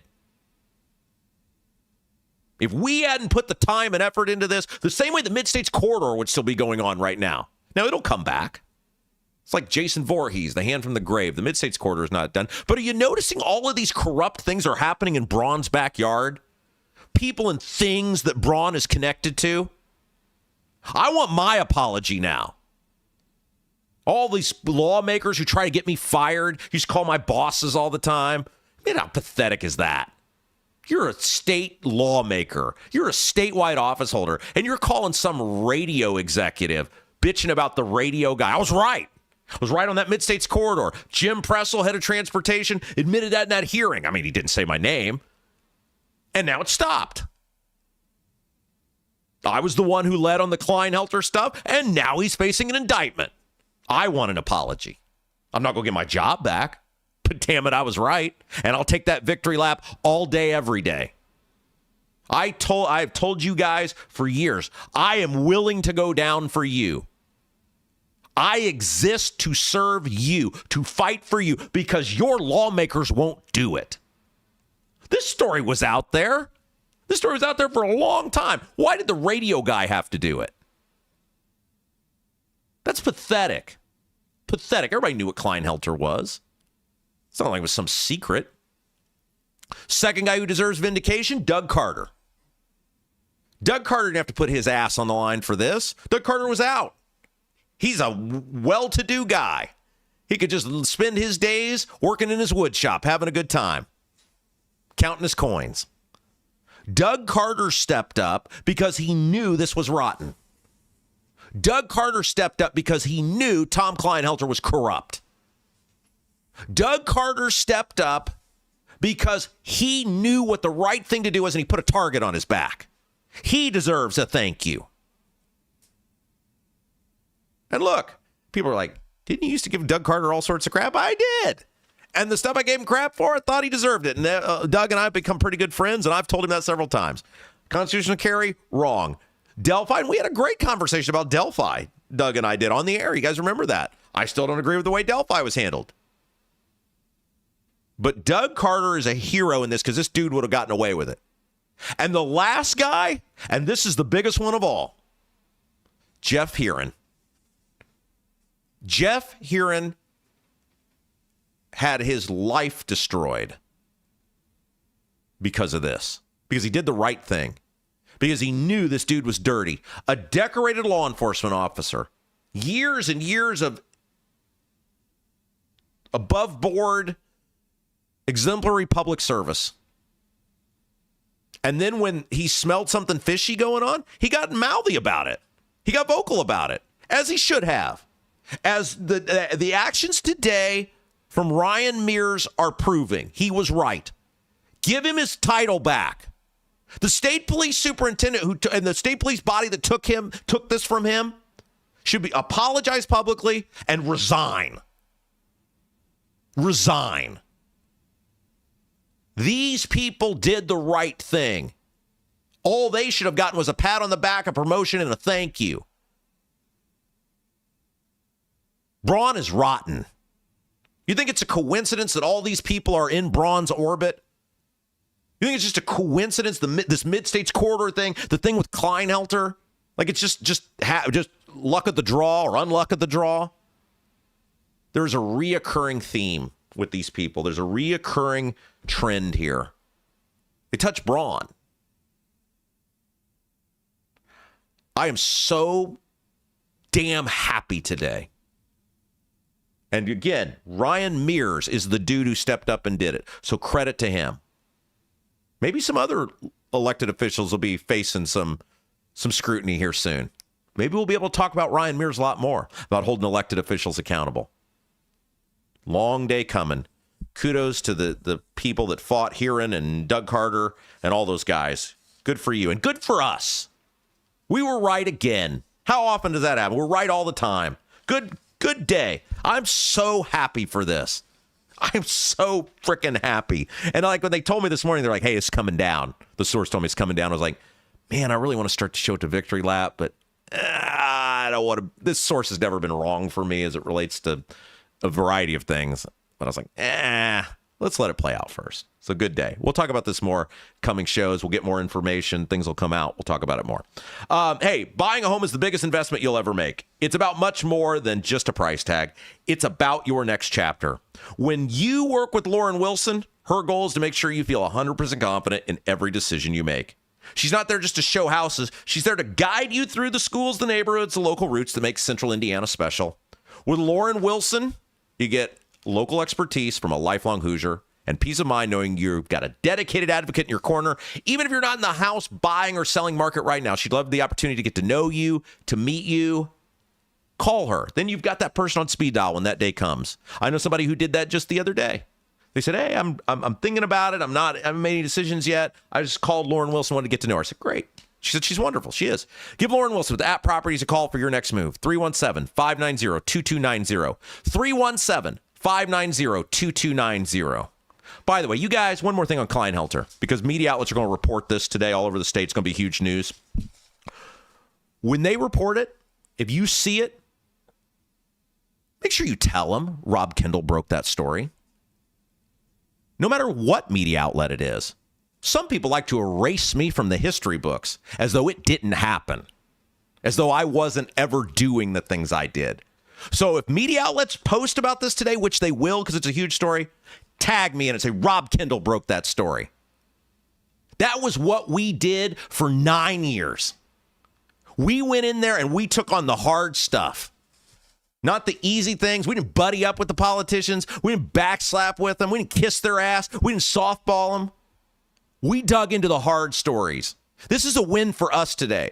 So whoever posts about this story, whoever reads news about this story, make sure to tag me in it. Make sure to let them know in the comments section, Rob Kendall broke that story. All right, we'll take a break. Producer Jason, he's going to join us next. Best YouTube comments of the day and a lot more. Stick around. You're watching Rob Kendall Show. Hi, I'm Lauren Wilson, a realtor with App Properties.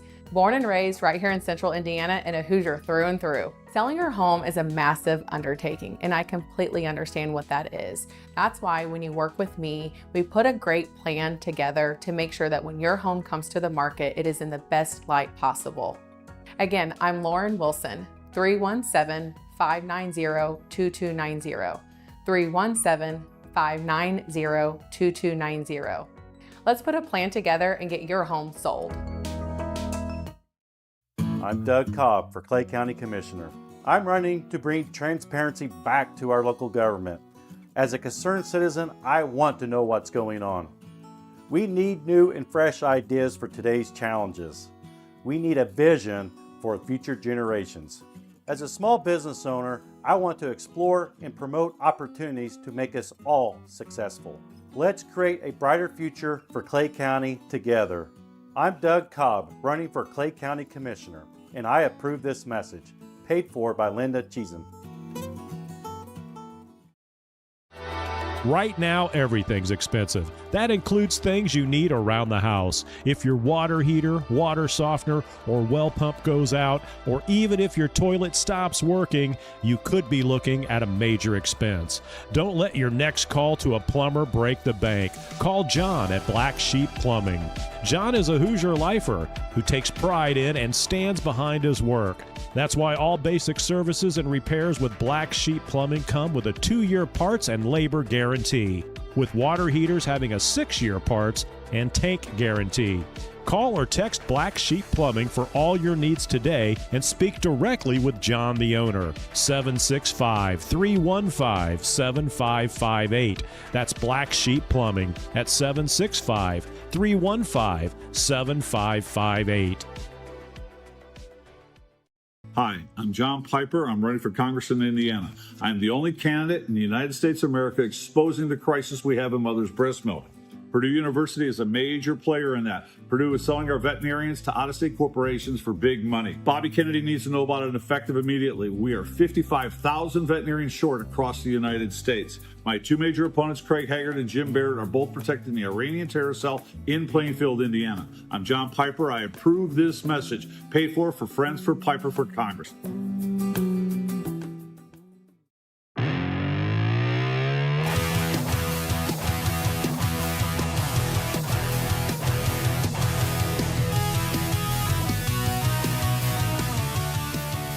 Oh, what a day. What an awesome little shot in the arm for that. If you're just joining us, Tom Kleinhelter facing a litany of charges, former Dubois County Sheriff. And again, it's key today, guys, because obviously his ties to Braun, all of this stuff. Make sure everybody knows that was us, that was you, because you were always us. So make sure you know that. Man, what a euphoric moment. Speaking of euphoric moments, everybody's most euphoric part of the day. Producer Jason. That'd be me. Joins us now. Hello. How you doing, Rob? Good day. Good day. It's great. YouTube comments. You read the best YouTube comments of the day. Keep in mind, if you haven't yet, hit the little thumbs up button. Let us know you like the program and subscribe to the channel. When you subscribe, you can comment in the YouTube section. And that's what you do.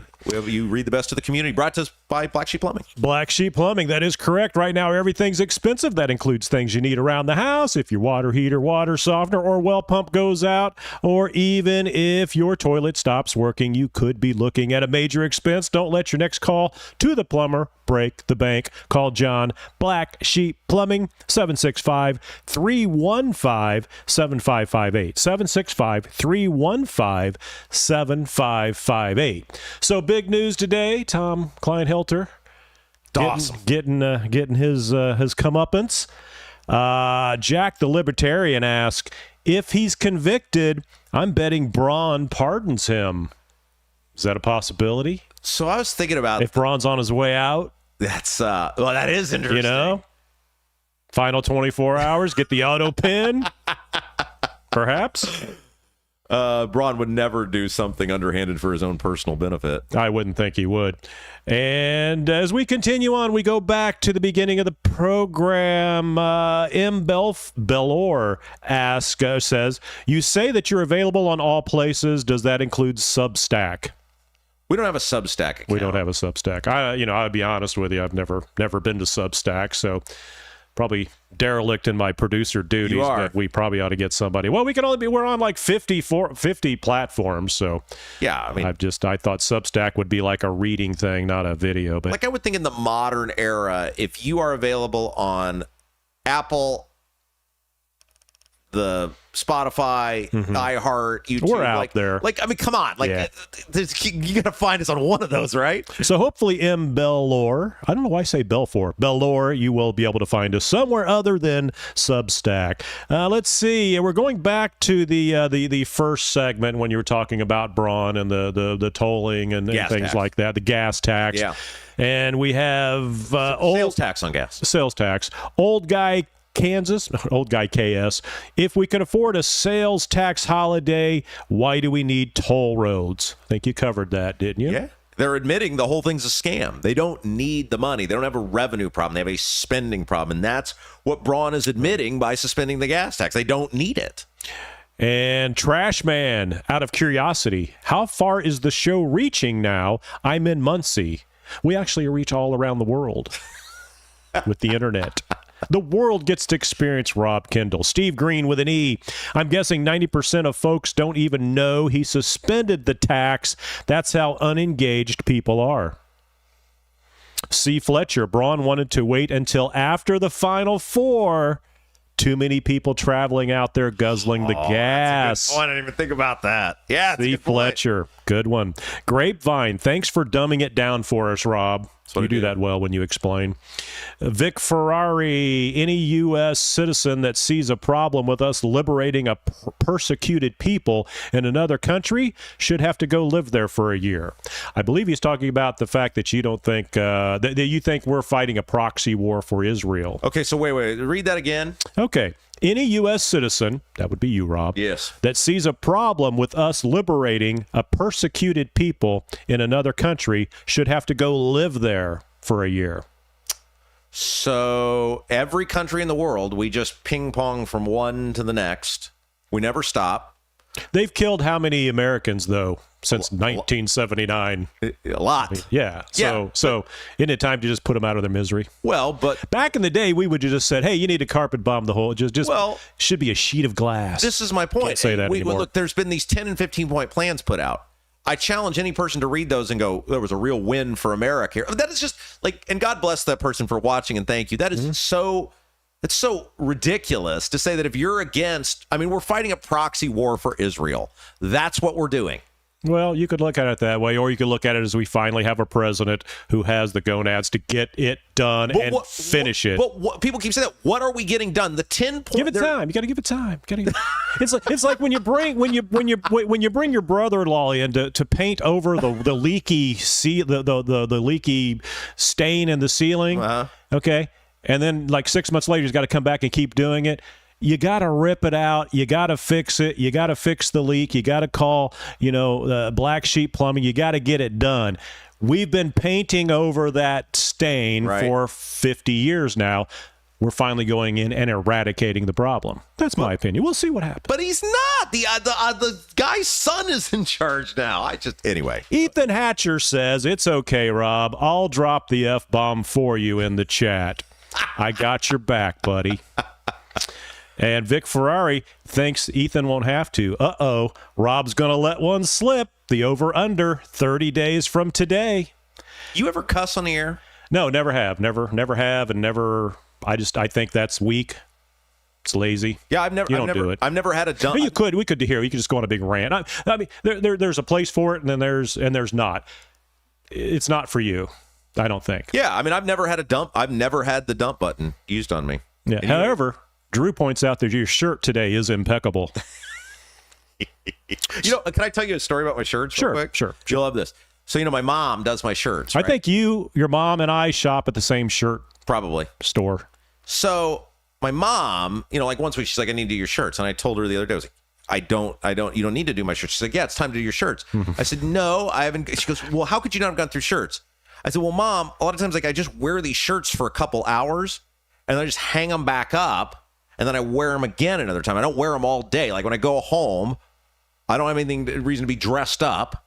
So I don't wear my shirts other than to come here. There's no need for them to go in the dirty clothes. I can get 2 or 3 uses out of these shirts before they're technically dirty. And she was just beside herself about that. Yeah, that's not right. Your jeans, your shirt. No, man, put that, you got to. For 3 hours. I was wondering, we're at a very small, that's what it is. Okay. Bartelt Farms pointed out that Kleinhelter is not the former sheriff yet. Did I say that? I don't know. I thought he said he's the current sheriff. Okay, I'm just maybe he's pointing it out from somebody else in the chat. Maybe I did say former. You probably did. I believe maybe I did in the chat. You told me what to write. Yeah. So that would be could be. That'd be on you.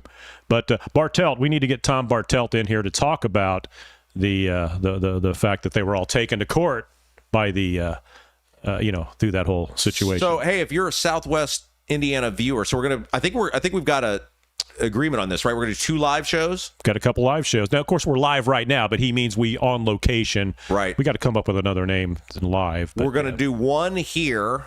I think we're going to do one here in Indianapolis. Indianapolis area. The Rob Kendall Victory Tour. Yeah. I'll have Carter come up on stage. Yeah, Doug will come up with us, yeah. And then we'll do one. We're going to do one because we had such a great response from our people in Southwest Indiana that we're going to do one just for them down there, too. I think that's where we're leaning towards.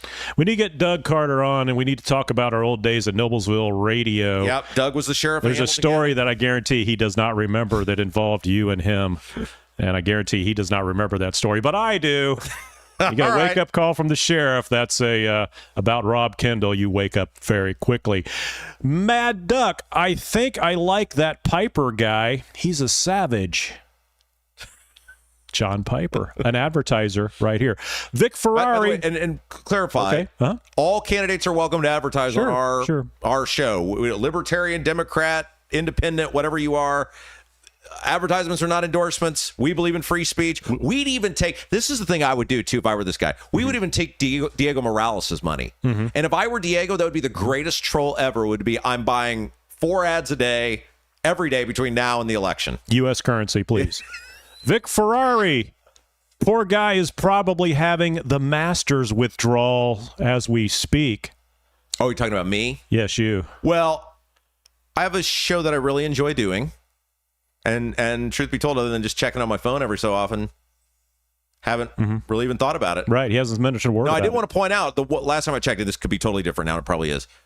I said I think Patrick Reed, I picked 4 guys that I think, and I don't pick the favorites, I pick because that's more fun. Right. Patrick Reed was one of my top guys that I picked. He was leading the Masters. I don't know if he still is or not. But yeah, when you have, like, I am so into this show. Like, I have so much As opposed to recent years? Well, look, we get to do the things that I know matter. And it comes back to the Kleinhelter thing. Right. That mattered. A lot of this other stuff, like, and this is true, and it's not an indictment of IBC or anybody, but a lot of people in media, they're just marking time. Like, and I'm not talking about anybody specific. It's like they don't understand that people have Fox News at home. Right. They're like, and again, this is not an indictment of any individual. Of course not. I'm saying as a collective, our industry, people are just regurgitating stories. They're not looking for news stories because they don't have passion for the thing. Tom Kleinhelter. Let's see. We just had 2 TV stations that were the massive cuts, and everybody complaining. Right. Oh my gosh, my favorite personality's gone. The reporting is going to be a lot less now. Did we see any reporting on WRTV about Tom Kleinhelter? Where did they investigate? Did they send people down there and talk to the people in Dubois County? I missed that episode on WRTV News. Right, and so this is what matters. Like, every day I come in here and I look at stories that are going to matter to you that you're not going to hear anywhere else, which you should be hearing. You should be hearing these stories other places. Like, you take, and I don't mean to derail the conversation here, but let's take the Mid-States Corridor as an example. That conversation that I began having with people in Southwest Indiana about Mid-States Corridor emanated out of a poll that came out that showed Braun had a 62% disapprove in his home county. And it was like, okay, well, like, why is this? And so you start digging on it. And then you get into obviously it's all centered around the Mid-States Corridor. Everybody saw that poll. And you're telling me that the rest of the state just looked at it and was like, oh, yeah, the governor has a 62% disapproval rating in his home county. No one should look into that. Like, I remember seeing the meme the morning you did the show, before you did the show, and I'm like, this is insane, but why isn't this in the news? And of course, Rob's the only one talking about it. Born to back road. So for 10 gallons of gas, I spend $38, but my savings now, due to the gas tax cut, is a whopping $1.70. That's right. So you spend that $38, you save that $1.70. Is it wrong that my wife was talking about she found gas cheaper right? Right. And she got it, and I was like, why did you do that? She's like, well, I thought you'd be happy. I was like, well, he just suspended the gas tax. We could have saved an extra $3. Mad Duck, at Born to Back Road. Don't spend it all in one place. Born to Back Road. Mad Duck. Another 50 cents, and I can afford that small soda. They're like, what, $2.70 something? Have you seen how much drinks are? Yeah, like $2.25, $2.79. Well, you're the king of the large McDonald's soda. Yeah, I gave up complaining about that. Yeah, I literally would. There was a time where I would pull away from the drive-through for the McDonald's that charged. I remember when we were driving to North Carolina back. Some of them, like in Tennessee, were like $1.70 or something, and everywhere around the rest of the world they were $1. And I let them know I was unhappy about that. Yes. I remember that. Is that it? That's it. That is the that's all the chat. I thought you would have cut me off by now. This is the first time I made it through all the chat without you cutting me off. Brought to you by Black Sheep Plumbing. Great show today. Great show. This week has been the real Rob is starting to kind of rise to the top. I had to do it. I did an interview with Jim Merritt and our old pal Klopfenstein today. They've got the Merritt in the Morning podcast. How is Klopfenstein? I haven't seen him in a long time. Good. His lovely wife. Yeah, Sheila, she's awesome. And so they have their Merritt in the Morning podcast, and Jim Merritt, like, God bless Jim Merritt. He's like, Robert, for months, he's like, I really want to interview you for a show. I want people to get to know the real you. I'm like, there is no real me, at least as far as most people know, right? You weren't fake on the radio. You were just... you had those 5 to 7 minute segments. You had to get in and make a noise and all that stuff, and a lot of that was making noise. Now you're more cerebral, I think, and I think that I think it's going over a lot better. Your personality is really coming through here. Yeah, this is the media that I needed to do, and so come back to this Kleinhelter thing, right? It's a massive story. I hope it gets the attention it deserves because this dude was totally tied into the governor. There's no reason that probable cause affidavit should not have culminated in his arrest the moment it was given to that prosecutor. I mean, it's ironclad. Like I've seen it. Like it's and just all of this centers around Braun appointing this new state police superintendent. And then this special prosecutor just changes her mind. Why? Right. Well, thanks to Doug Carter, this would have never. You wouldn't have had the info you had on. And I will say, and I'll add before because I know you've got another juicy bit to get to here. You put out on Facebook today asking people about Shelbyville. There's some stuff going on in Shelbyville. You want people to get in touch with you. But I would say also, anywhere in this state, if you're upset with the local government and there's some shenanigans going on like Dubois County or whatever, we don't know that there's shenanigans in Shelbyville, but that's what we're going to find out.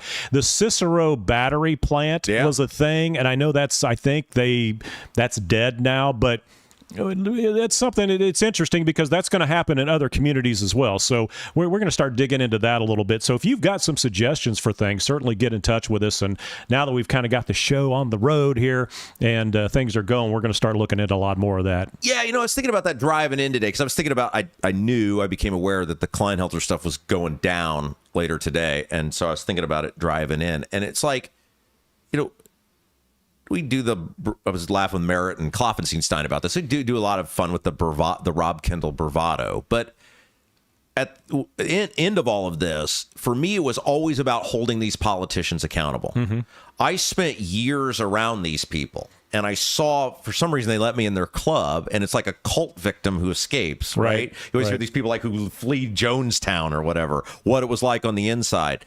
And I used to watch these people in real time and be like, these are the most arrogant, elitist, entitled, conceited people imaginable, and like they hate the taxpayers.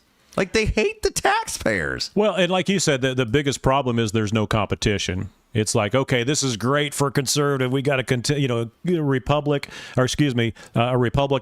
leadership in Indiana. What you can't complain. You could be Michigan and have all these Democrats. What's different in Michigan compared to Indiana? And that's part of, I was thinking about us coming back, is we had to do this because we have to hold people like Tom Kleinhelter accountable. Nobody else will do it, so we will do it. I was having a conversation last night with somebody who's running for office, an office, and we were talking about different stances you take and hills you die on, and he's like, does it ever get tiring being you? And I said, no, because I just accepted a long time ago that was the life that I was going to live. Like I made a conscientious decision that people give to society in different ways. My giving of society would be, I will take on the things that other people won't take on. And we were talking, because he's got young kids too, and we were talking about our kids. And I said, writing this journal to my daughter, it serves as most of our audience knows I do a daily journal to my daughter. And first of all, it's so that literally, if she chooses to continue it as an adult, she will have a day-by-day account of her entire life. Like when she's 70 years old. That'd be pretty wild. She'll be able to, from the day we found out she was a girl, and so we knew what her name was, that's the first entry, all the way to present. Every day I've recorded part of her life. And your handwriting, you're not typing this. No, one. it's Could be your handwriting it. Now, for people who want to get on Bruce Springsteen, I got the idea for this. There's a song called Letter to You by Bruce Springsteen, and I stole that. It's not the same thing, but I stole that off of that song. So someday... Well, see, but the rest of us did not have to suffer through the Springsteen song. We just got the idea from you. But it's about the power thank you for that. Of someone you love writing something to you, not typing it, not emailing it. That's an awesome idea. Yeah, and so, but in this journal, it serves as one to track her daily existence when she says new things, does new things. Here's the thing about my kid that I didn't know until yesterday. She eats lemons whole. Ooh. Wow. Now, I thought this was unusual. Yeah, my wife does this too. Quirky. Like, I mean, they cut the lemon open, right? But then she'll eat the lemon on the inside. My wife, and this is my wife's theory, so nobody can say I'm an ist or a phobe or anything else. My wife said, because she does it too, it's because she's Mexican. I was going to say it's a Mexican thing. That's what she said. And that's the Mexican lady who said that. So don't blame it on me if you're trying to call me a this or whatever. And she said, no, that's why we do it. Yeah. And so my daughter is quarter Hispanic. So, and that has to, there was a point to that? Well, I was just saying, like, part of it is new things that I learned, new things that she does, new things. But then a lot of it, too, is also, okay, here's who I am. Because I will be, reality, right? Like, I will be gone long after, you will live long after I'm gone. And I want you to know who your parents were, because I want you to, hopefully I live many, many more years. And when you're 15 and you tell me how much you hate me and how much of a terrible parent I am, go read your diary that I spent all those times writing. And so hopefully then her learning about the core of who I was, because she will know her dad, but then eventually she will know how to use the internet. She will know the public perception of her dad. The public perception of her dad, right? The good and the bad. Right. And I was talking with this guy last night about that. He said, like, how do you handle that? And I said, through this journal. Because someday she will be old enough to read this, and then she will know the true story of who her dad was, what I did, why I did it. Right. And hopefully that will inspire her to do the right thing. I didn't to make this an episode of the Wonder Years here, but anyway. No, I think it's a neat idea. I guarantee you there's people that have picked up on that and started probably doing that with their small children. I look forward to it every day. That's a neat idea. All right, I'll let you get to it, Rob. I'm going to get out of here, and we'll see y'all tomorrow. All right, masonry color mismatch, previous repair catching your eye, not happy with the brick color on your home and ready for a total makeover. Bramwell Mackay Property Services and Consultants offer specialized masonry staining and recoloring. Whether you want to seamlessly blend repairs or completely transform your home's exterior, want to build something new? Bramwell Mackay's 40-year master masons design and construct custom patios, sidewalks, outdoor kitchens, archways, entryways, and more. Bramwell Mackay, BRAMWELLMCKAY.com. Beauty built to endure. Okay, so a couple of reminders. We got another big topic I wanted to get here because I think it's affecting a lot of us. Which is, number one, hit the thumbs up button before you leave today. It's free space here. You come at no charge. All we ask you to do is hit that thumbs up button if you haven't done it yet. Also, subscribe to that channel and share the feed. We talk about topics you're not going to find anywhere else. We grow based on how you help us grow, which means the influence, our ability to do things like we're talking about today, are going to be totally dependent upon you and you helping us get the word out. Okay.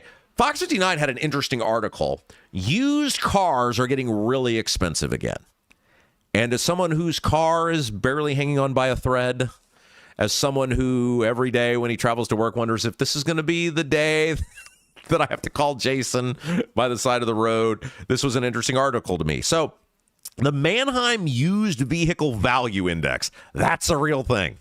The Manheim Used Vehicle Value Index, which tracks prices that dealerships pay for used cars at auction, rose 6.2%. So that's a big way dealers get cars to the lot. It's not just buying them from you when you trade them in. They go to these auctions, they buy them there. And the price they're paying for those cars has risen by 6.2% in March from a year earlier, which is its highest point since the summer of 2023. So what that means is, a translation, you're going to be paying a lot more for a used car. That's a long way, giving the behind the scenes.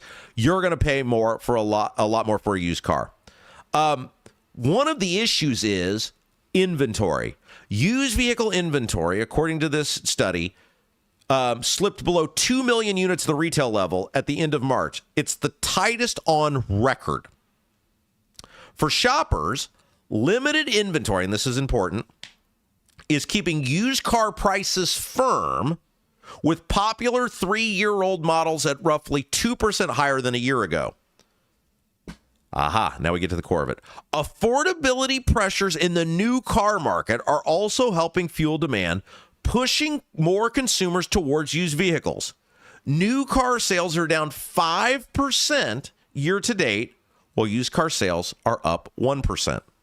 And so basically what that's saying is that because new cars, one, they're harder to get, thanks to things like tariffs, and the new cars, when you can get them, are going up in cost.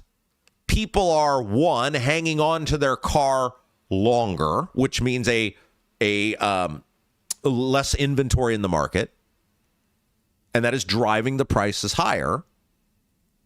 They're also, because of the pent-up demand, having to pay more when you buy the used car because you can't afford the new car. So those two things are driving the prices higher. It's very similar to what we saw at the housing market. We talked about this yesterday. Why have housing prices gone up? Why are we having a housing shortage? Because people bought homes at super premiums in 2020, 2021, 2022 because money was cheaper. You could buy a $400,000 home, and if you're doing it at 2% interest, it's equivalent to buying a $600,000 or $700,000 home. The problem is you bought that home based on being able to make a mortgage payment at 2%. And the price of that home, the inflated price of that home, was based on money being cheap. Fewer people with a mortgage rate at 6%, which is why you got to call our guy Gary Tedrow. He'll take a look at what you got going on. He can break this down for you, see if he can help you save some money on your mortgage. A $400,000 home at 6% is infinitely more expensive than a $400,000 home at 2%. Different people can get in, so now people are stuck. Now people aren't moving. They aren't building new homes, and so you have a housing shortage. People that are previously moving into the lower level homes, the starter homes, those starter homes aren't becoming available because people can't afford to move. Same thing going on with the cars. People aren't selling their cars. They're hanging on to them longer because they can't afford to buy new cars. It's then raising the price of used cars, which means people aren't buying the used cars. There's just not the inventory. COVID and the government response to COVID ran this country into the ground. Look, COVID was real. COVID harmed a lot of people. COVID made a lot of people sick. People died from COVID. I'm not a COVID denier. What I do push back on is the response to COVID. Because as we saw from data off government websites, if you guys remember the old show with the chicks on the right, we were reading the data in real time. You guys remember I was fighting with the chicks about this, where they were like, yeah, everybody should shut down. Everybody should this. And I was like, nah. I was like, you give these people 2 weeks, they'll take forever and you'll never get out of it. And I remember us having a very spirited debate about that. And I was right. It didn't end. It kept going and going and going. And the reason I was so adamant you can't shut society down, we knew immediately with the data. The one thing that was fascinating about the data in COVID, the information didn't change on who was most vulnerable. The information didn't change on who was most at risk. People with very certain comorbidities and the elderly. Those people probably need to set out for a while. 85% of the population, they could have kept going to work. I went to work every single day. We shut down society needlessly. We could have protected the most vulnerable. We could have ensured that the elderly and the people with the comorbidities were at a decreased risk level. But we could have kept society going. There was no need for the money printing. There was no need for the interest rate lowering. We're feeling the effects of all of this a half decade later, and we're not getting out of it anytime soon. That's the reality of all this. The government action was so harmful on so many levels that every part of society, it's never getting undone. It's never changing. We're never going back to the way it was. It's just not ever going to change. And it's hitting the used car market as well. man, I just want to thank you guys for an incredible show today. And really, and I was thinking about this driving into work, I want to thank you guys for an incredible decade. Like, we were talking Merritt and Klopfenstein and I, we were talking for by the way, I think that Merritt in the Morning podcast with me on is going to drop on Monday. I'll tweet it out, get it out to everybody when it does. It's a fun conversation. Went about 30 minutes. And we talked about a variety of things. And one of the things we talked about is it's been 10 years since I interviewed Donald Trump. That's crazy. And that interview with Trump sort of was the catalyst to everything that became. Like, I'm critical of Trump for a variety of things, but him agreeing to do that interview was gold for my career, and I will never say anything different than that. Now, look, they did it because they wanted something. It's not like, oh, Rob Kendall's a hell of a guy. Let him interview Trump. They wanted something, and we go into that in the thing with the Merritt in the Morning podcast. But when that interview happened, IBC at the time was like, who is that guy? Like, all the people wanted that interview with Trump. I was told by Trump's people, they were all courting it. Everybody in the city was trying to get an interview with Trump. And they're like, who the hell is this guy? And that became, sort of the catalyst to eventually put me on at IBC and then have the career that I had for almost a decade. And I was thinking about this driving in.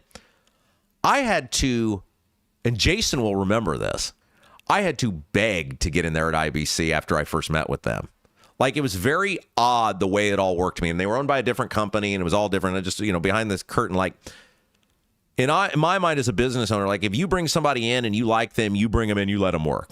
Let them cook, as the kids say. And if they do a good job, you keep bringing them in. The way it would work was like, you had the meeting, kept trying to open doors. Finally, Hammer was really the one who got the door ultimately open for me. It was before they had the Hammer and Nigel show. He was still the promotions director at the time, I think. And you finally get in there, and it takes forever for them to say, okay, we'll give you a shot. I'm like, what are we waiting on? I do this show. You guys were curious who I was because you want to know how I got this interview. You know what I do. And it took months for them to ever let me even do a fill-in. And I was like, what are you doing, a background check? Are you, like, what are we doing here? And you would do a segment as a fill-in guy. Like, you do a show, and then you just wouldn't hear anything for like weeks. Like, not good job, bad job, like nothing. And I would call Jason and I'd be like, I think I blew it, man.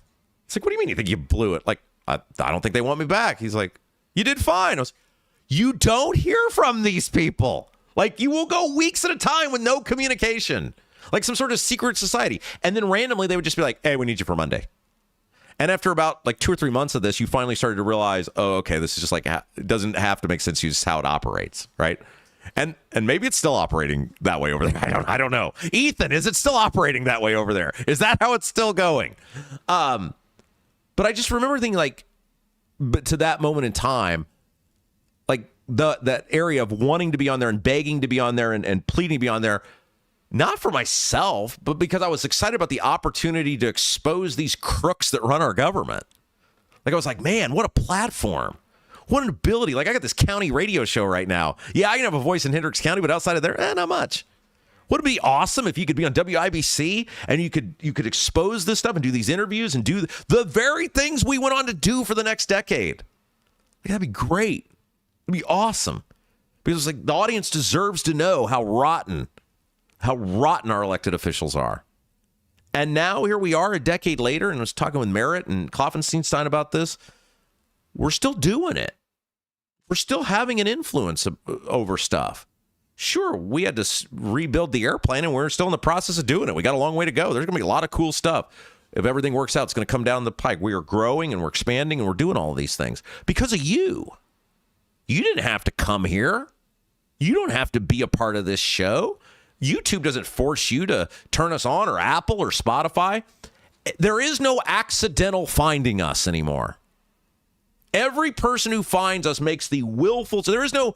I was thinking about the radio. It's like, I wonder how many people just are scanning the dial and they're like, oh, this guy's talking. Let's hear what he has to say. Like, I never knew that. Here, I know every person that finds us and listens makes the willful choice and choice to engage. And I take great obligation and responsibility with that. So that's what we try to deliver for you every single day. We try to do this, and we bust our ass to deliver for you every single day because we take great honor that you go out of your way to find us. And you tell your friends to find us, and you share us with people. We have a new advertiser who's starting with us next week. And she was like, hey, I don't mean to like bust your ego because it looks like you're kind of a big deal. She goes, I had no idea who you were until the other day. And my friend shared your feed, and I clicked and started listening. I was like, this guy's great. And now, not only is she a regular listener, viewer, they're supporting us because she's like, I see how your advertisers go. So when we ask you to share the feed, there's a method to the madness. It does work. It does help us. So thank you guys for all you do. Producer Jason, great job as always. We will see you right back here tomorrow. And I'm taking another Tom Kleinhelter victory lap tomorrow. I'm not letting this one go. No, we got a big show. We're going to have somebody who's fighting that really red flag data center in Shelbyville scheduled to be with us. We're going to get to the bottom of that. We've got Kerry Hamilton, Democrat state rep, on Braun suspending the gas tax. Well, we got that. Big show tomorrow. We'll see you right here, 10 to noon. Rob Kendall Show.